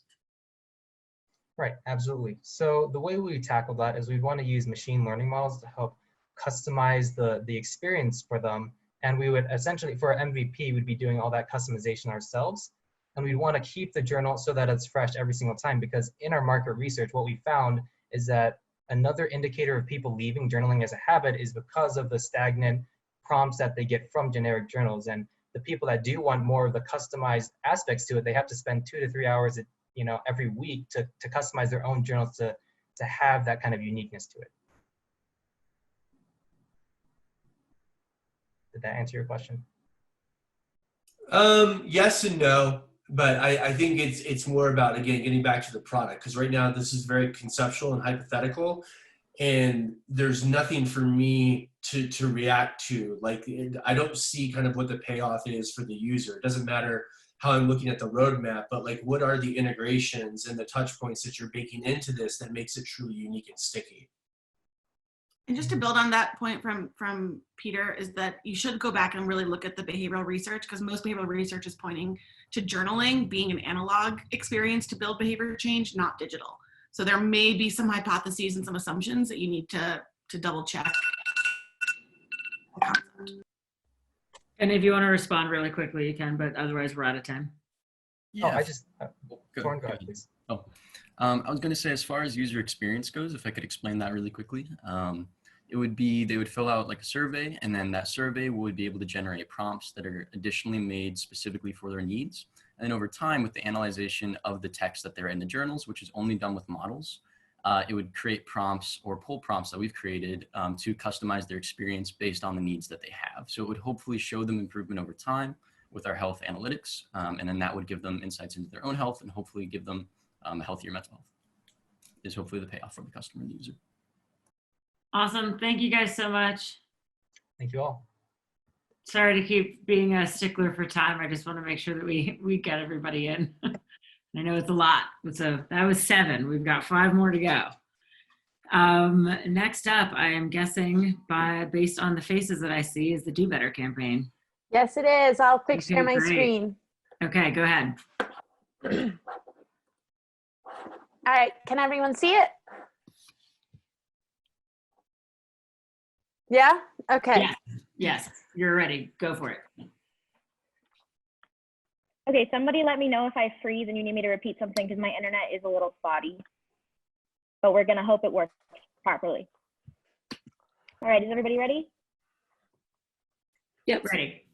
Okay, so hello everybody, we are the Do Better campaign. Just a quick content warning, we will be discussing sexual assault, so if anybody needs support after our presentation, our website has resources for survivors and their loved ones, and that website is dobettercampaign.org. It's right there on that slide. So to quickly introduce ourselves, I am Shannon Saul, and I just graduated from DU at the end of winter quarter. I'm Maddie Membrino, and I'm in my 3rd year at the university. I'm Grace Wankelman. I'm a sophomore here, and I'd like to begin by sharing my story. The first weekend of my sophomore year, I was at a house just across the street from DU's campus. I was drinking water that I had poured myself, and I was socializing with friends I hadn't seen in a while. And that's the last thing I can remember before I woke up in the emergency room. I was panicking because I didn't know where I was, what happened to me, or who did this to me. When I went to campus safety to report this incident, I was met with what felt like an interrogation. I didn't feel believed, and I left feeling like what happened to me was my fault. Unfortunately, there's nothing unique about Grace's story. All 3 of us are survivors with our own stories, and 52% of undergraduate students at the University of Denver indicate that they are a survivor or someone they care about is a survivor. Nationally, 1/3 of sexual assault survivors will drop out before completing their college degree. I met Grace and Maddie because of our previous work on this issue, and we all met at a coffee shop in January to discuss how to solve this persistent problem on our campus, and that's how We Can Do Better was born. We Can Do Better was created to elevate the voices of survivors on DU's campus. As survivors, we knew that we weren't the only ones who weren't being heard. Our platform allows survivors to share their stories anonymously and provides resources for support. Because of the immense courage of survivors who have chosen to share their stories, we have been able to influence our administration here at DU. And our movement instantly gained traction. When we woke up the next morning, we had over 1,000 followers. Within 1 week, we had posted over 40 stories and released a list of demands for the administration. Hundreds of people and several media outlets showed up to show their support of survivors of gender violence. We stood in silence to symbolize the ways that survivors have carried a silent burden on our campus for far too long. Within the span of just over 2 months, we did 16 media interviews with outlets such as Ms. Magazine, Fox 31 News, and we even made an appearance on the cover of the Denver Post. The community was incredibly receptive. We have been successful at DU because we have taken a multifaceted approach to address gender-based violence based on our past activism in this space. We have engaged different stakeholders to find the best solutions. This approach has resulted in 7 pages of commitments from the Chancellor at DU on how we can do better on DU's campus to prevent gender-based violence and support survivors. Because of our rapid success and inquiries from around the country, we created a national campaign. And with that, our goal is to create similar change on college campuses across the nation. So to talk a little bit about our revenue model, it does look a little bit different than some of the other presenters today because we would be a nonprofit. However, the ways we would generate revenue are by participating in paid speaking engagements. We've already been sought out by one college in California asking us to speak during Sexual Assault Awareness Month. We would also advise other student activists on how to successfully create change. We have already advised several students at different schools, including the University of Virginia and the University of Colorado Boulder. And we can also consult other administrations on different campuses about how to listen to students and implement their demands effectively. Finally, the biggest part of our revenue model is fundraising and development as a nonprofit, which is a way for us to invest this $10,000 that this program would provide and help grow our organization to turn that into even more funding for the future. We are a great fit for this program because the Do Better campaign has proven our business model through the success of our strategies in this incredibly difficult space of student activism. Student activists not often see this type of success, and yet we were able to thoughtfully create all of these cool changes. As well, we have proven that there's a demand for coalition building in this space, and that we have the tools and experience to do this well and make it sustainable. Yeah, and so as you look at the success that our campaign has had, just keep in mind that we've made this much progress in just over 3 months as full-time students with only $150 of our own money. In the middle of a global pandemic, we have managed to maintain our growth. The demand for our services is so high that sometimes we can't keep up. There's a demonstrated need for the work we do, and this summer we will have more time and resources to expand our national platform and continue making college campuses across the country safer. Thank you so much for your time, and we look forward to hearing your questions. Great, thanks guys. Can you just stop sharing your screen and then judges? Yeah, I can. Perfect.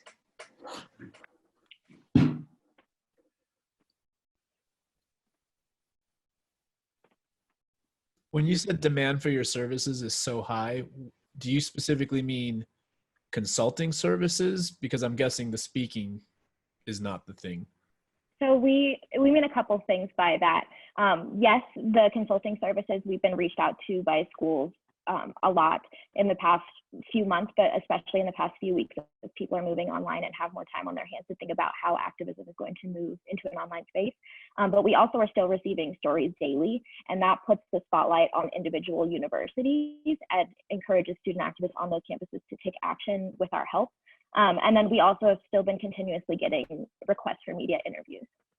And the demand, what I think specifically is sometimes we get so many stories in a day that we just physically do not have time to go through them all. It's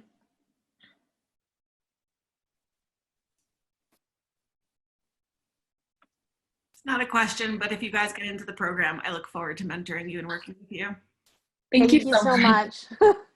Yeah, just want to say thank you for your bravery in speaking out. That's just amazing, and you guys should be really proud. I mean, I'm definitely proud as an alum, so thank you.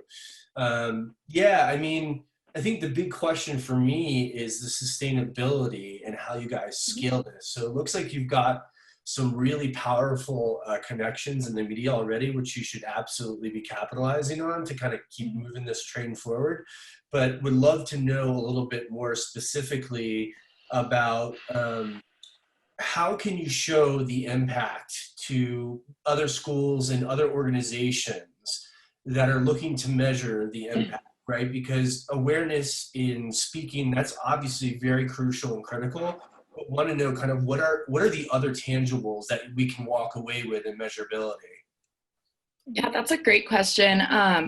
And I think, so we've been able to, at DU specifically, so we started there, we've been able to get a lot of tangible measurements of our success. I think the biggest is administration changing. And so we've worked with administration to produce an action plan of specific action items that will change at DU of how we can address this better.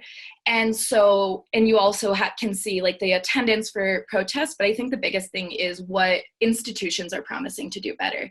Because within student activism, you often have a big movement, but then you don't have that institutional support or response to it.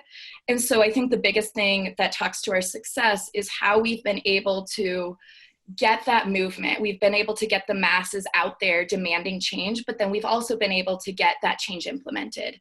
And so I think that's the biggest metric of our success, and that's why we have been working all over the country, because unfortunately, the demand for this work is not going away. We wish it would, but this is a problem that will persist across college campuses, and we can really show that success in multiple arenas.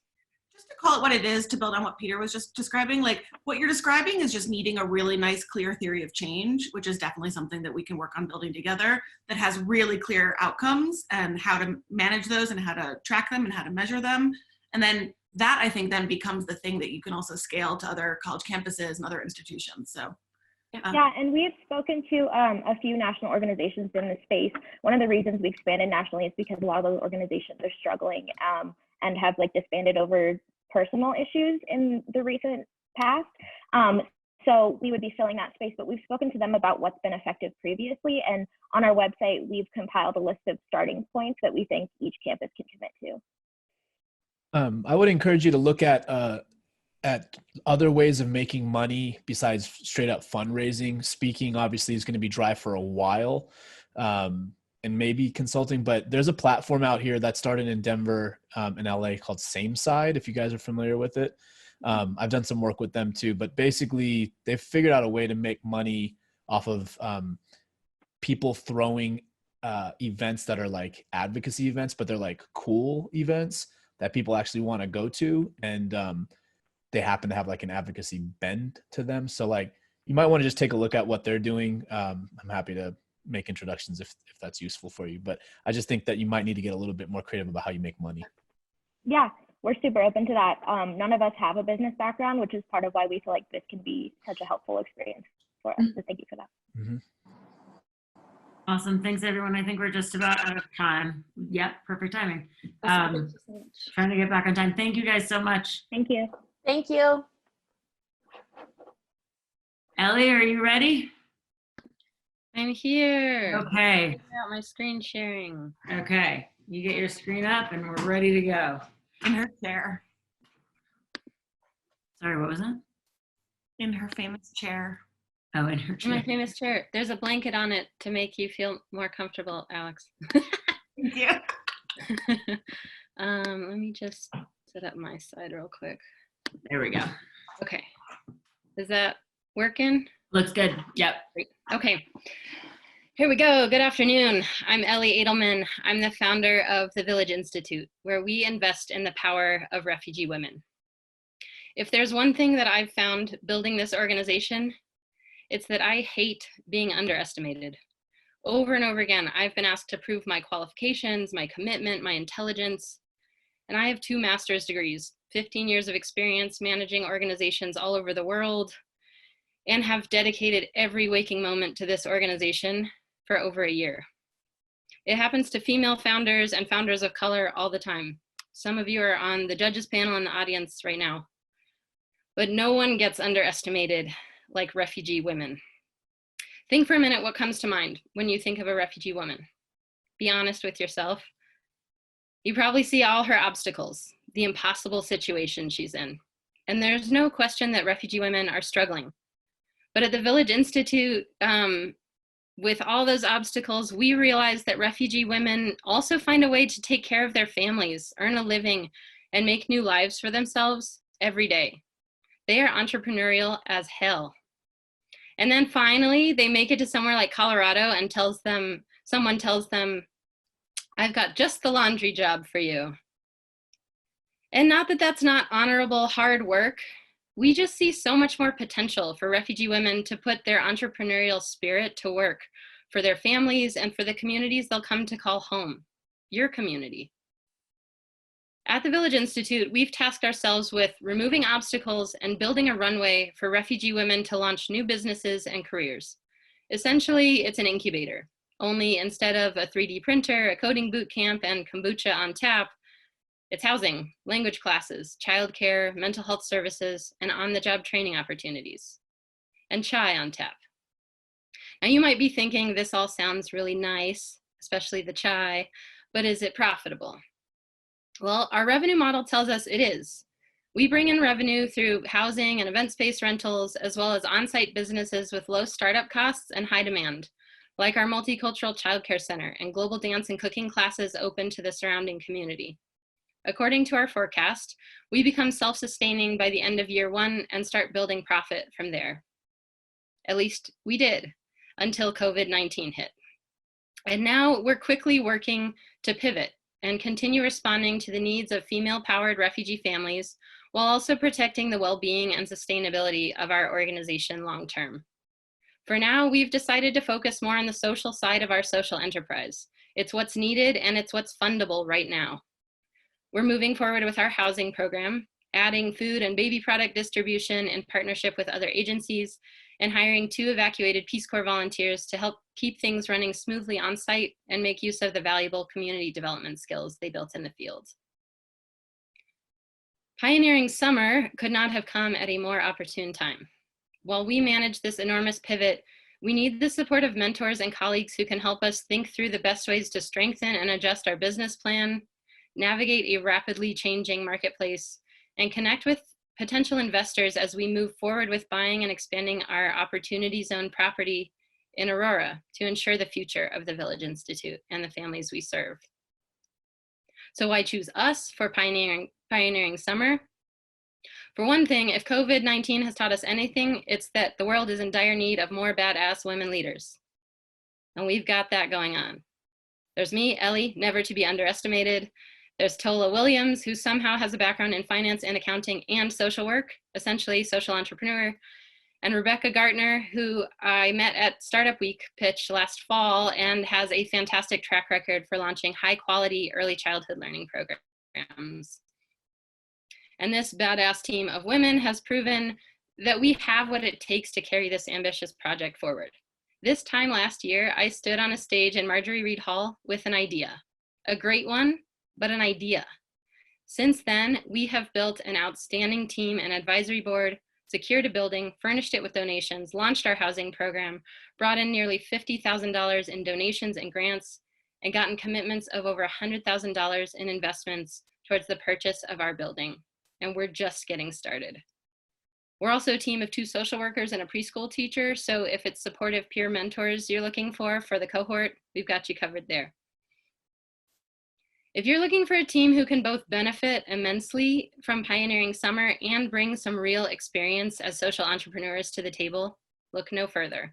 Choose to invest in the Village Institute so we can continue investing in the power of refugee women. Perfect, that was time. Judges, 5 minutes.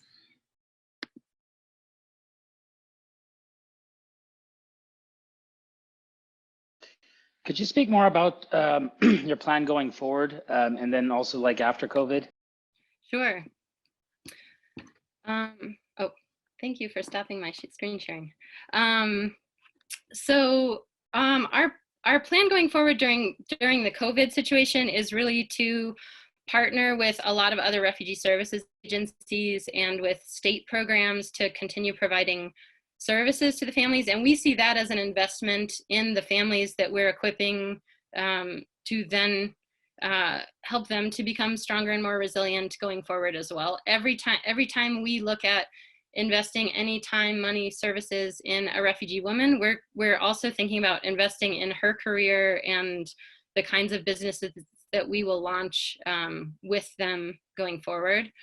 And beyond COVID-19, I mean, we're lined up and ready to launch our childcare program and early childhood learning center. The timing actually, this always feels weird to say, but the timing kind of worked out well for us in the position that we're in as a startup, because we are like just at we just signed a lease. We're just at the verge of submitting all of our paperwork, both for our 501c3 and to become a registered childcare center. And so all of that will continue forward, and some of that takes a couple of months anyways. And so by the time things start opening up, we're ready to go. I feel like it's also worth mentioning that a lot of these other programs obviously have overhead costs as well, and so we're not spending any of that money right now. We're not bringing in the revenue, but we're also not spending money on any overhead around those programs, so we can kind of hold on to that, the funding that we've raised for those programs until we're ready to launch.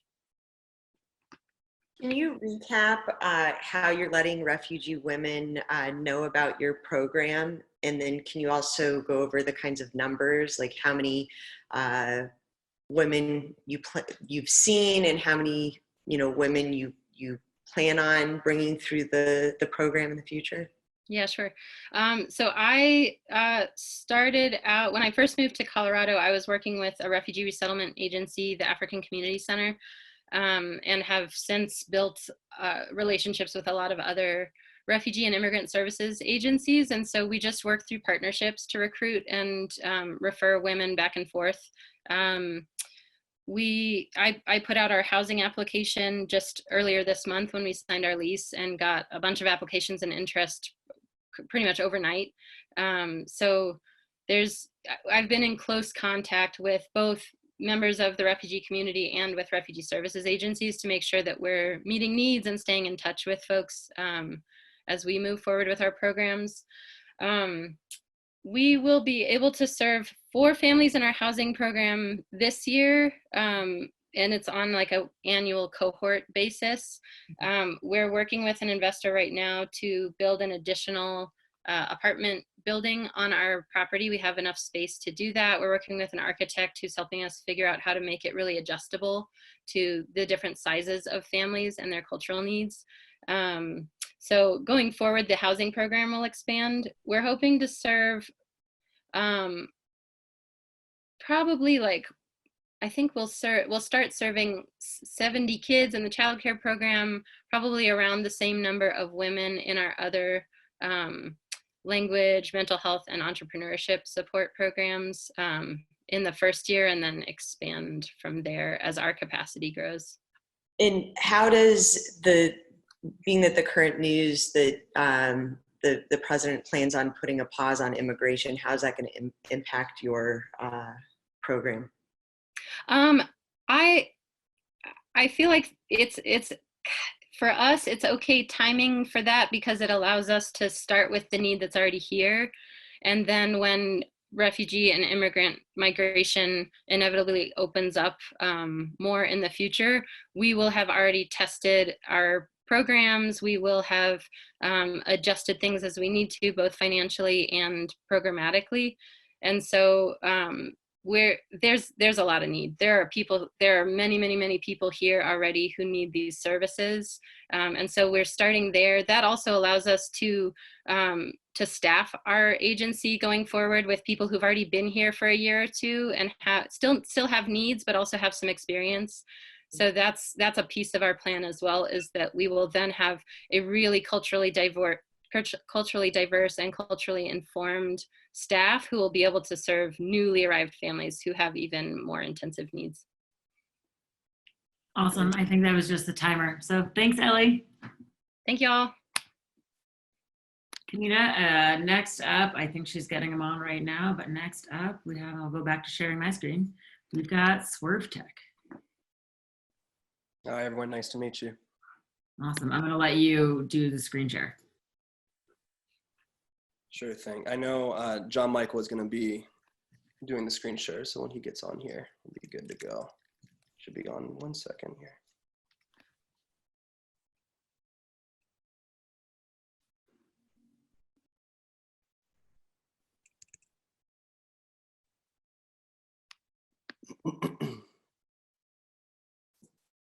There we go.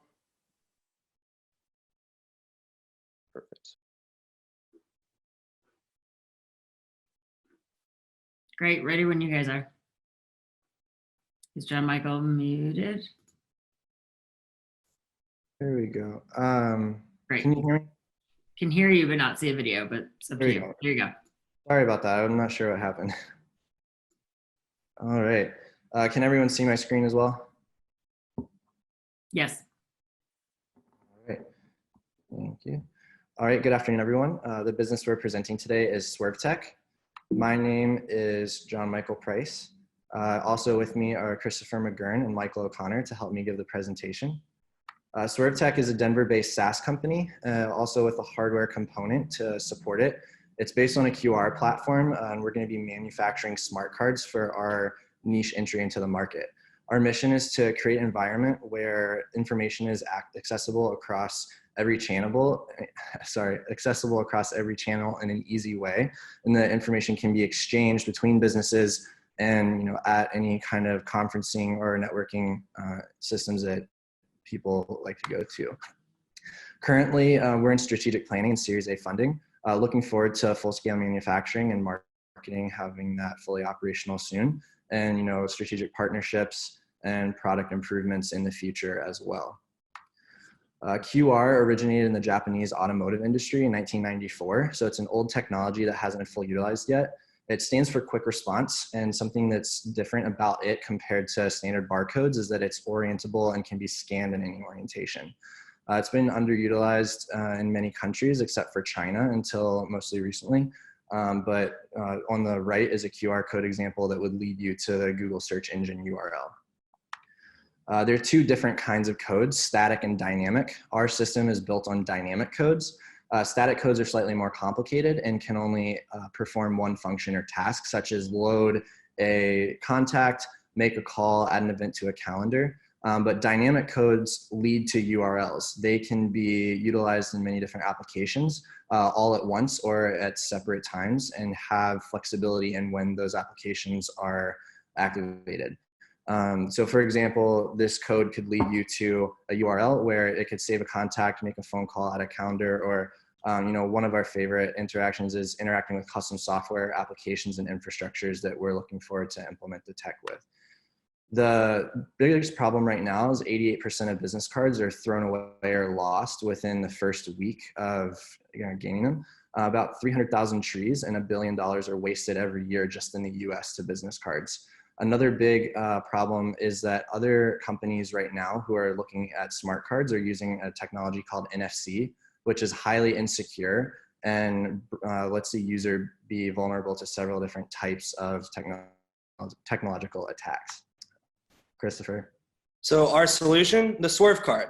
You're able to build powerful connections and lasting impressions. The capabilities with your card are limitless as far as the kind of information, contact, etc. that you could put on it. It's also nearly indestructible and unscratchable due to the anodized aluminum that it's created with. Environmentally friendly as well, so it saves the trees, also paper, pulp, water emissions, etc. So it's very environmentally friendly. It's also completely customizable as far as laser engraved logo, etc. on the front and the back, as far as serial number or anything like that that you might need. And you're also able to buy just one card and update that one card rather than having to buy multiple cards. So those are some of the solutions that the Swerve card has to offer. Michael?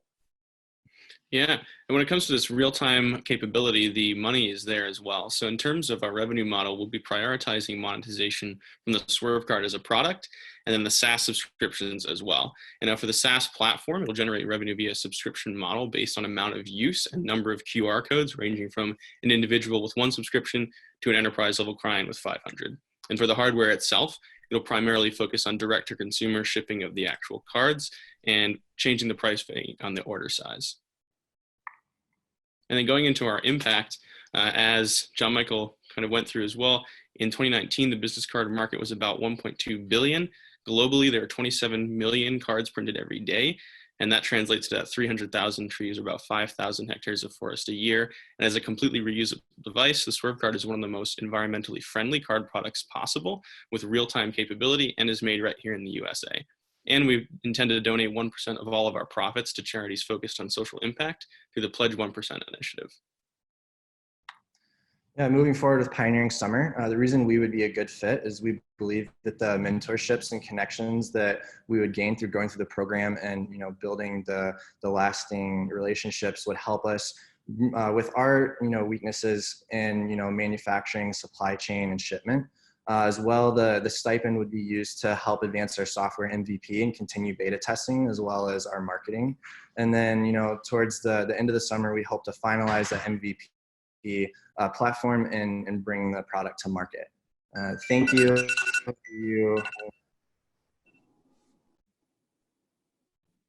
I think that was the timer. Oh, awesome. I have a question. Okay. Yeah. And as well, we actually have a card example with us if anyone has any questions on the physical product and beta and anything that we've noticed with that. You can scan it through Zoom as well. Before you get rid of your presentation, will you just go back to your first content slide so I can just read it? It just happened quickly for me. Thank you. Which, this one? Yep, intro. Thank you. Yes, ma'am. I have a question. I was dumb enough to try this idea a long time ago.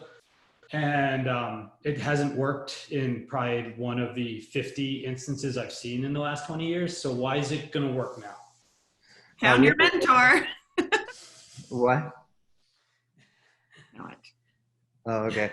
Yeah, so a lot of people have tried implementing tech with QR in the US. China, it's booming right now, and they're using it for endless applications, train tickets, payment systems, scan cards for, different buildings, anything like that. The reason that it hasn't been utilized until, we've figured out the solution for business cards is that a lot of the times, you can't change the information. So the dynamic capability that we're bringing to the table with our back-end software allows you to have the one card and to actually change the information necessary. So when your phone number changes, if you, get promoted at the office, your extension, whatever that is, you can update the information in real time through our SaaS model, and it will actually update on the card itself. The other thing that this brings to the table is the ability to scan QR codes more recently natively through iOS and Android. So any iOS or Android phone made in the last 6 years has the ability to scan a QR code through the camera app directly with no application needed to download to actually use the technology. And the way that we've implemented the backend software, we've figured out a way to load the contact directly into the contacts app on your phone without any extra steps. So the real reason that this would work versus other attempts is that we're removing all the frictions and the barriers in between the usability and the end, implementation of the tech itself. Do you guys plan on being a domestic company or a global company down the road? Yeah, breaking into the market domestically, but hopefully moving global pretty quickly. There are several other implementations of the software that, could be used in other industries. And we see that having, a big potential impact in a lot of different ways.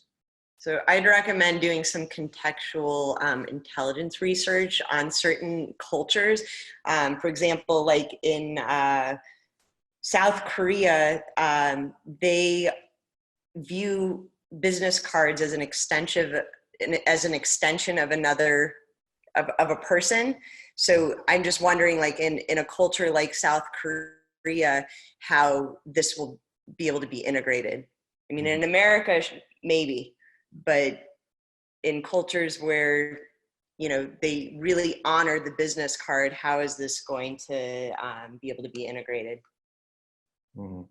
It's interesting. The way it actually started was we made these for our first company, Chameleon, just because we wanted business cards that really stood out in kind of the tech realm as a company. And originally, these were just products for our own personal use.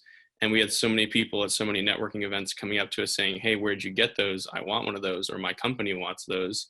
And we never expected that. We said, oh, these are ours. Like, well, maybe we can sell them.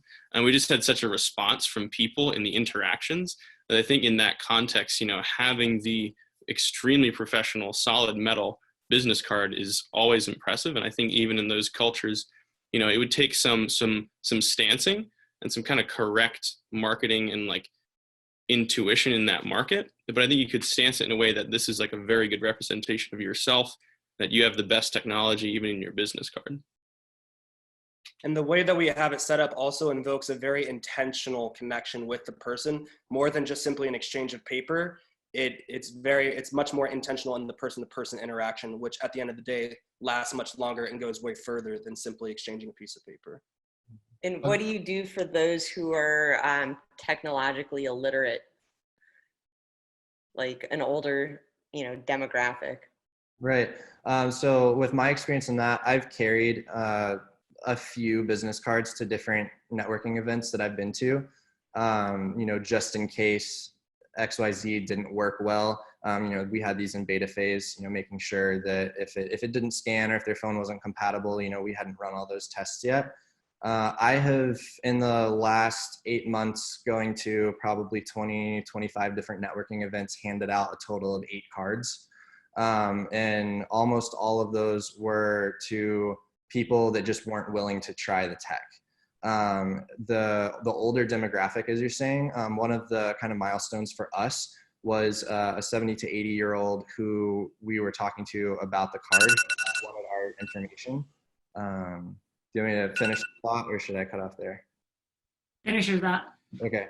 Who wanted the information, and he actually, said that's never going to work. No one my age who has money, who runs the business world, is going to let this tech fly, because we're all, old guys. We want to have the paper in our hand. That's something that we care about. And I convinced him to just try the card and see what he thought and to give me his honest feedback. And after scanning it and seeing how easy it was upon scanning to have it directly implemented into his contacts app, and he could just call me, text me right there, he actually took a step back and he said, wow, this is actually going to be something. Like, I didn't realize that you could do that. So, you know, even breaking into the 70, 80-year-old businessman mindset of someone who's like, this is never going to work, and then having them turn around and say they love the idea was a huge milestone for us.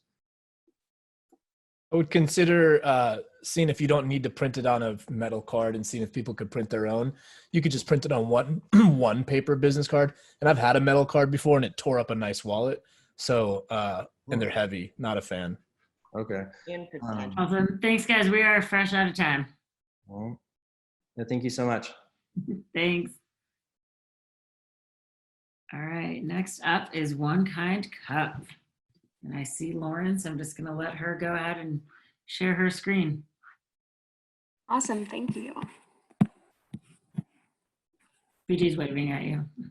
We're all waving at you. Sorry. I can't see you guys. I'm looking at my screen. Okay.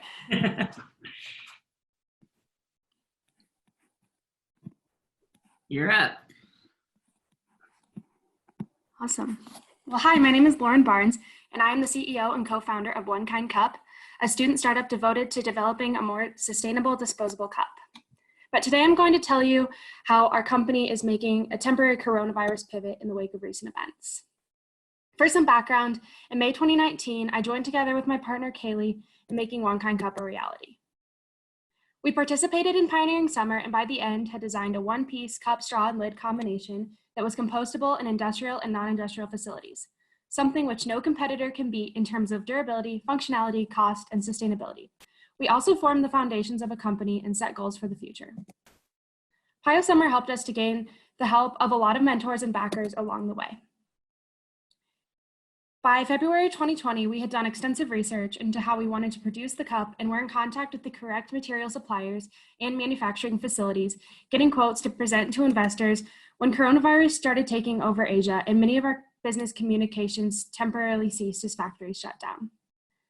After uprooting our own lives as students and feeling discouraged, we got the notification that Pioneering Summer was going to be refocused on the aid of coronavirus. We immediately got to work on something. We believe that our company was already focused on social impact, as pollution and mass waste is detrimental to the health of our planet. Since we couldn't focus on the cup anymore, though, we realized that there was no better time to shift our focus from small fast food restaurants to their customers and get people interested about sustainability while they have time as they practice social distancing.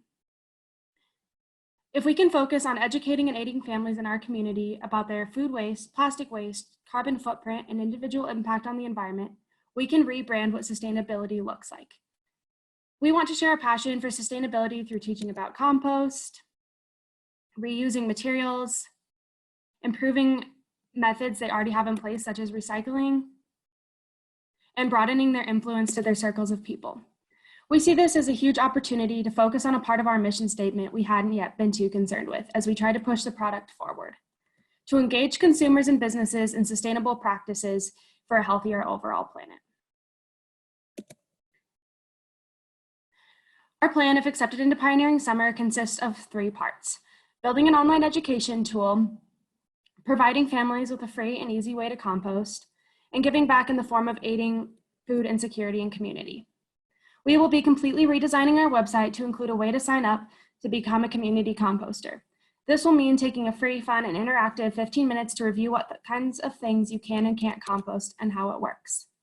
Once they've completed their certification, we will collect their name and address, and we'll drop off a countertop compost bin to the first 100 certified homes. Once they have the bins and the knowledge of what goes in them, community members can take pride into discarding their compostable waste into their bin. Then we will tell them and get them in contact with their own community gardens. Community gardens are really important because they not only provide people a way to get together with others in their community in an outside open air type of social distancing acceptable place, but they also provide everyone with access to fresh produce. As unemployment and food insecurity rise in this country and in Denver alone, we need to help each other now more than ever to have access to healthy food. One Kind Cup is bridging the gap between families in our city. Our new mission is to be the catalyst of families helping families without leaving home or spending money, learning together about the issue of sustainability. This issue of sustainability has not gone away, and we believe that we can help both the planet and each other through COVID simultaneously. Our hope is that someday this model of community compost would become self-sustaining. If you're asking yourself right now what could be in it for us, the answer is not profit. Instead of pushing full force on manufacturing cups right now, we are going to move that to the back burner while we focus on our community, which has given us so much, on helping to aid and to heal and to support each other during these trying times. When it is safe to go back to the cup, we will be more than excited to. But for now, we will gain authenticity, brand recognition, and community support. We believe the way to looking like you're doing authentic, passionate business is to do passionate and authentic business. And that is what this pivot means to us. Having participated in Pioneering Summer last year, we know how critical being a part of it again will be for us to accomplish our pivoted mission. Not only does Pio Summer provide a necessary stipend to get us living and working in Denver, but also to get around, to get the basic materials we will need, and so many connections and opportunities for us to learn and share our message. So we urge you to please consider One Kind Cup for Pioneering Summer 2020. We would be immensely grateful for the opportunity. Thank you. Lauren, why did you stop the cup? I didn't quite understand that. Yeah, so we stopped the cup because well, it's not stopped, it's paused, but essentially we were in contact with all these manufacturers and suppliers in Asia. We finally had broken through, which is kind of a hard thing to do with that kind of market. And then they all kind of stopped responding, and the few responses we did get was everything's shut down. We're not at work at our factories. No one's here even responding to emails or anything like that. So, and those were from some of the people higher up in these companies, or some of the smaller companies even, that were getting back to us.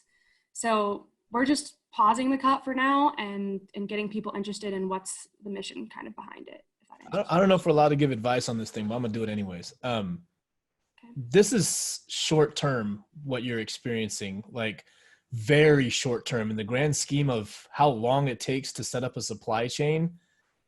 This could be the gift, and my opinion is you're turning away from the gift, and you're trying to create something that's a whole new business that's unrelated and won't get you the brand recognition at all. I think the gift you've got is time to go and probably sell through. Maybe there's other parts of your product you need to develop, customers you could be starting to talk to and see if you can drive demand and interest. There's a lot you could do, and you might need some help and advice on what to do, but my advice would be don't do the gardens. My advice would be stick with the cup. You've got a long road ahead of you, and this might be a gift for you to take advantage of. I think it's a pretty damn good idea, and just looking at that CAD, it got me excited. It's probably one of the most exciting things I've seen in our little 2.5 hours here. Can I just build on that really quickly? Because Lauren, I saw you a bunch of times last summer. There were even ideas that came out of last summer. I know that I have contacts that I still want to offer you for the cup. Things like Starbucks Foundation. Again, there are foundations of large consumer-facing companies that it does take months to develop these relationships and months to get things in stores and in production. So I totally agree with Andy. I also how is this composting idea different than the Denver composting program, which I participate in? I don't need another composting opportunity in Denver. There already is a citywide composting program. It's not perfect, but if you want to go in and iterate and innovate in that, that's great. But I think I'm disappointed to see that you're moving away from the cup, because the cup was great. You did great last summer in the program, and there's so much more to be done and so many more networks and organizations to connect with and really build the brand, because the brand is still really nascent and really young. So yeah. Hey, Lauren, it's great to see you. I'll even triple down on this at this point. Come on. I'm so proud of you and how far you've come with this. Don't let the cup go. Listen, if you need help this summer or in the future, we'll find some producers stateside to keep things going. But I think if you remember, the biggest piece of advice I gave you last summer was start working the distribution channel, start building the sales funnel now, because it's an incredible product. And especially if you're selling it and packaging in bulk, you know, it's going to get a lot of people excited. And what you've just proposed to me just seems like a Herculean effort on your behalf to make it actually impactful and worth your time. And I would much, much rather kind of do exactly what Andy and Alexandra just explained. You know, I think you've got something really good on your hands here, but you guys have got to get it to the finish line. Okay. Yeah, I'm going to say the exact same thing. No reason to let I'm up going to on the pile gas. on top, and I'm going to say that at Elephant Learning, we make all of our decisions through our mission, and you got a very strong mission there, a very pointed mission, and I would stick with the mission. Congratulations on how far you've made it. For my fellow panelists, I'm going to vote on this one based on the cup, not on compost.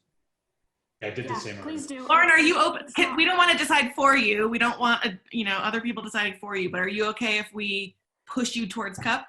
Yeah, no, absolutely. I mean, we just were trying to do something a little bit more social impact because that was sort of this pivot that Nina had told us about. And we were like, well, the whole mission is sustainability. Oh, your That's what we cup care a is lot about. the And so solution. Your cup is so- the solution. The cup yeah, already I is mean, doing I it. just think, I think we kind of felt stuck, and we still love the cup. We want to work on it all the time. So I'll take Andy's prompt. Awesome. Thanks, guys. Lauren, I know you didn't get to answer any questions, but I hope that was helpful. Thanks. Awesome. Speaks for itself. Thanks, guys. I think we've got, we are now onto our final team of the day, which means we're going to go just about 5 minutes over. I hope that's all right. Kayla King with Macro Menu is up. Oh, Kayla, here, I'm going to unmute you.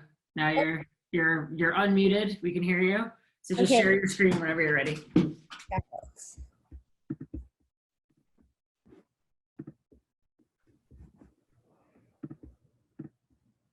Okay, can everyone see it?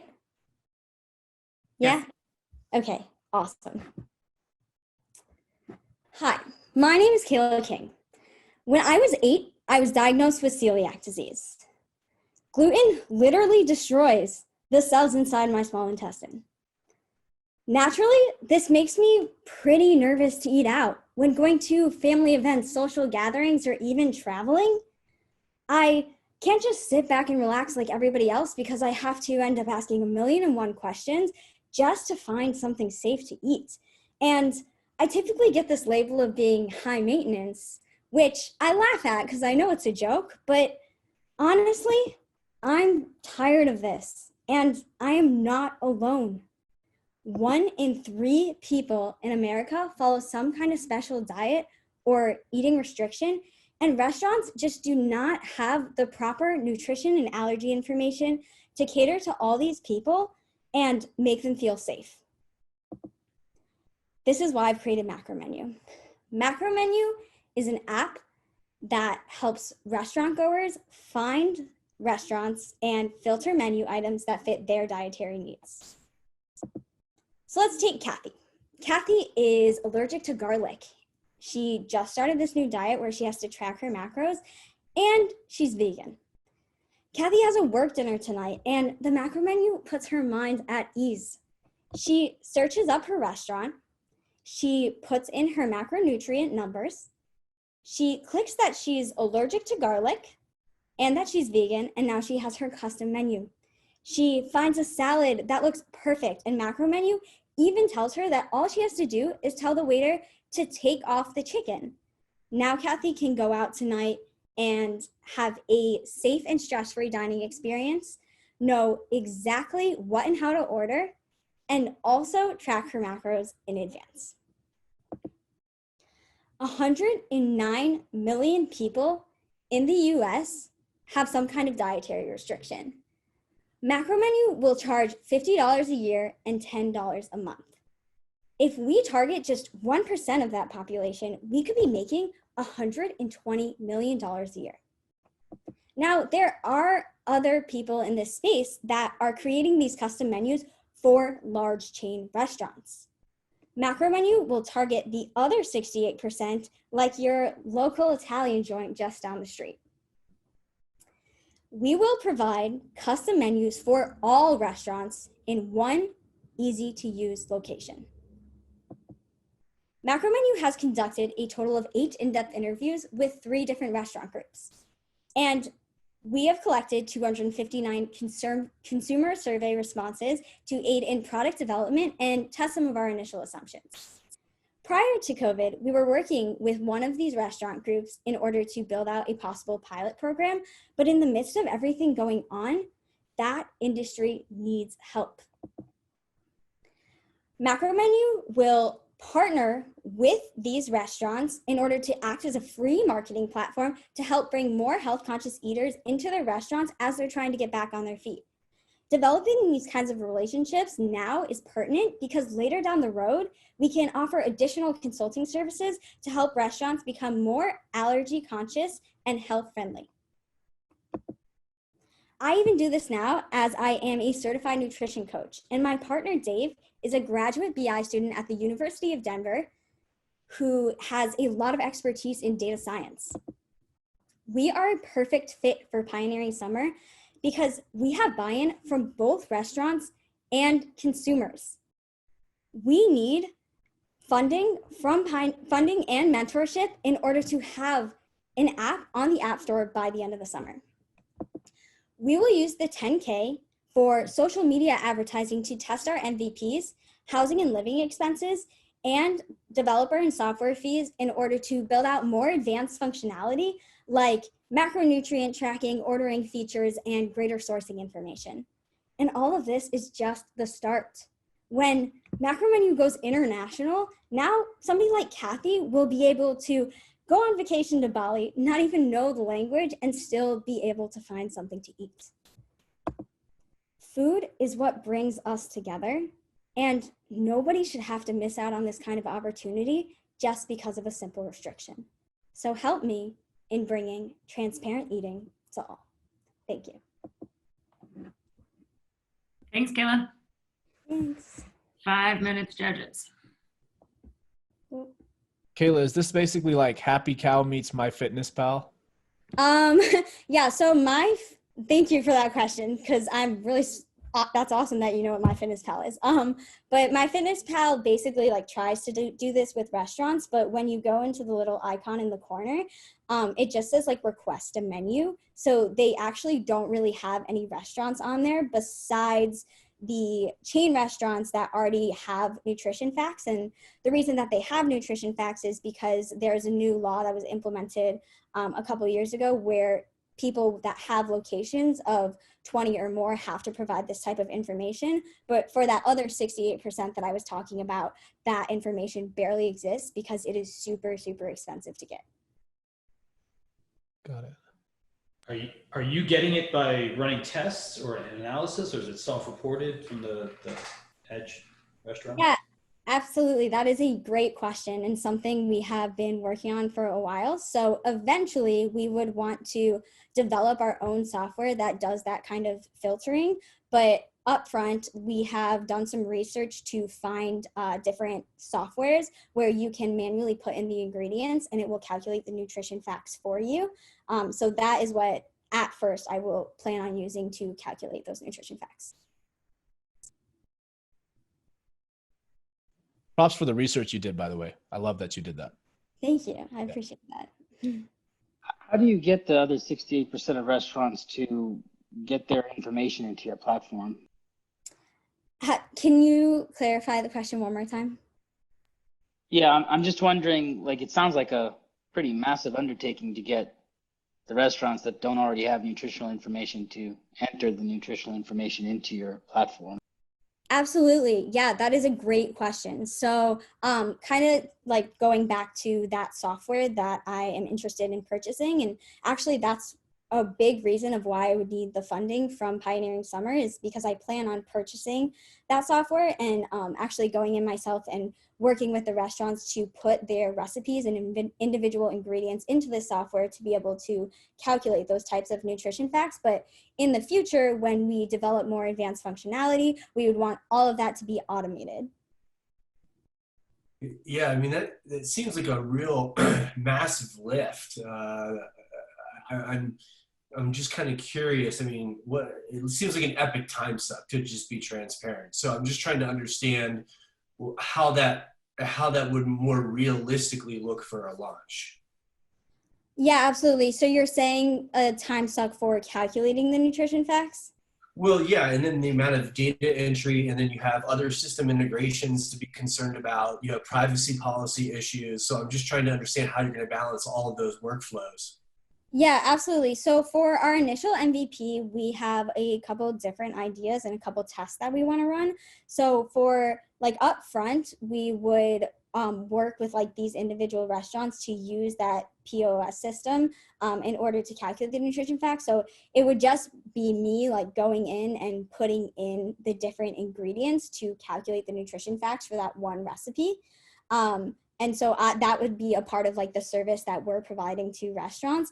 And then for the consumers, it would just be providing them, you know, with that information. So one thing that we wanted to use was Glide, which is a sheet to app site. And so that is pretty much just like data entry into the sheet, and then it would put it into a user interface.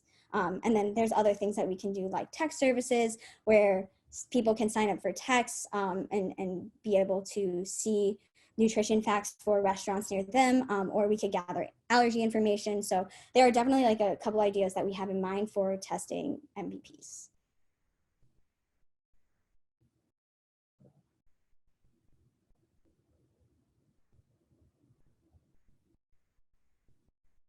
I think we have time for one more, if anyone's got one. Just curious, have you timed it actually, ever going in the kitchen and doing this process once with someone? You mean like putting the nutrition facts into the system? Yeah.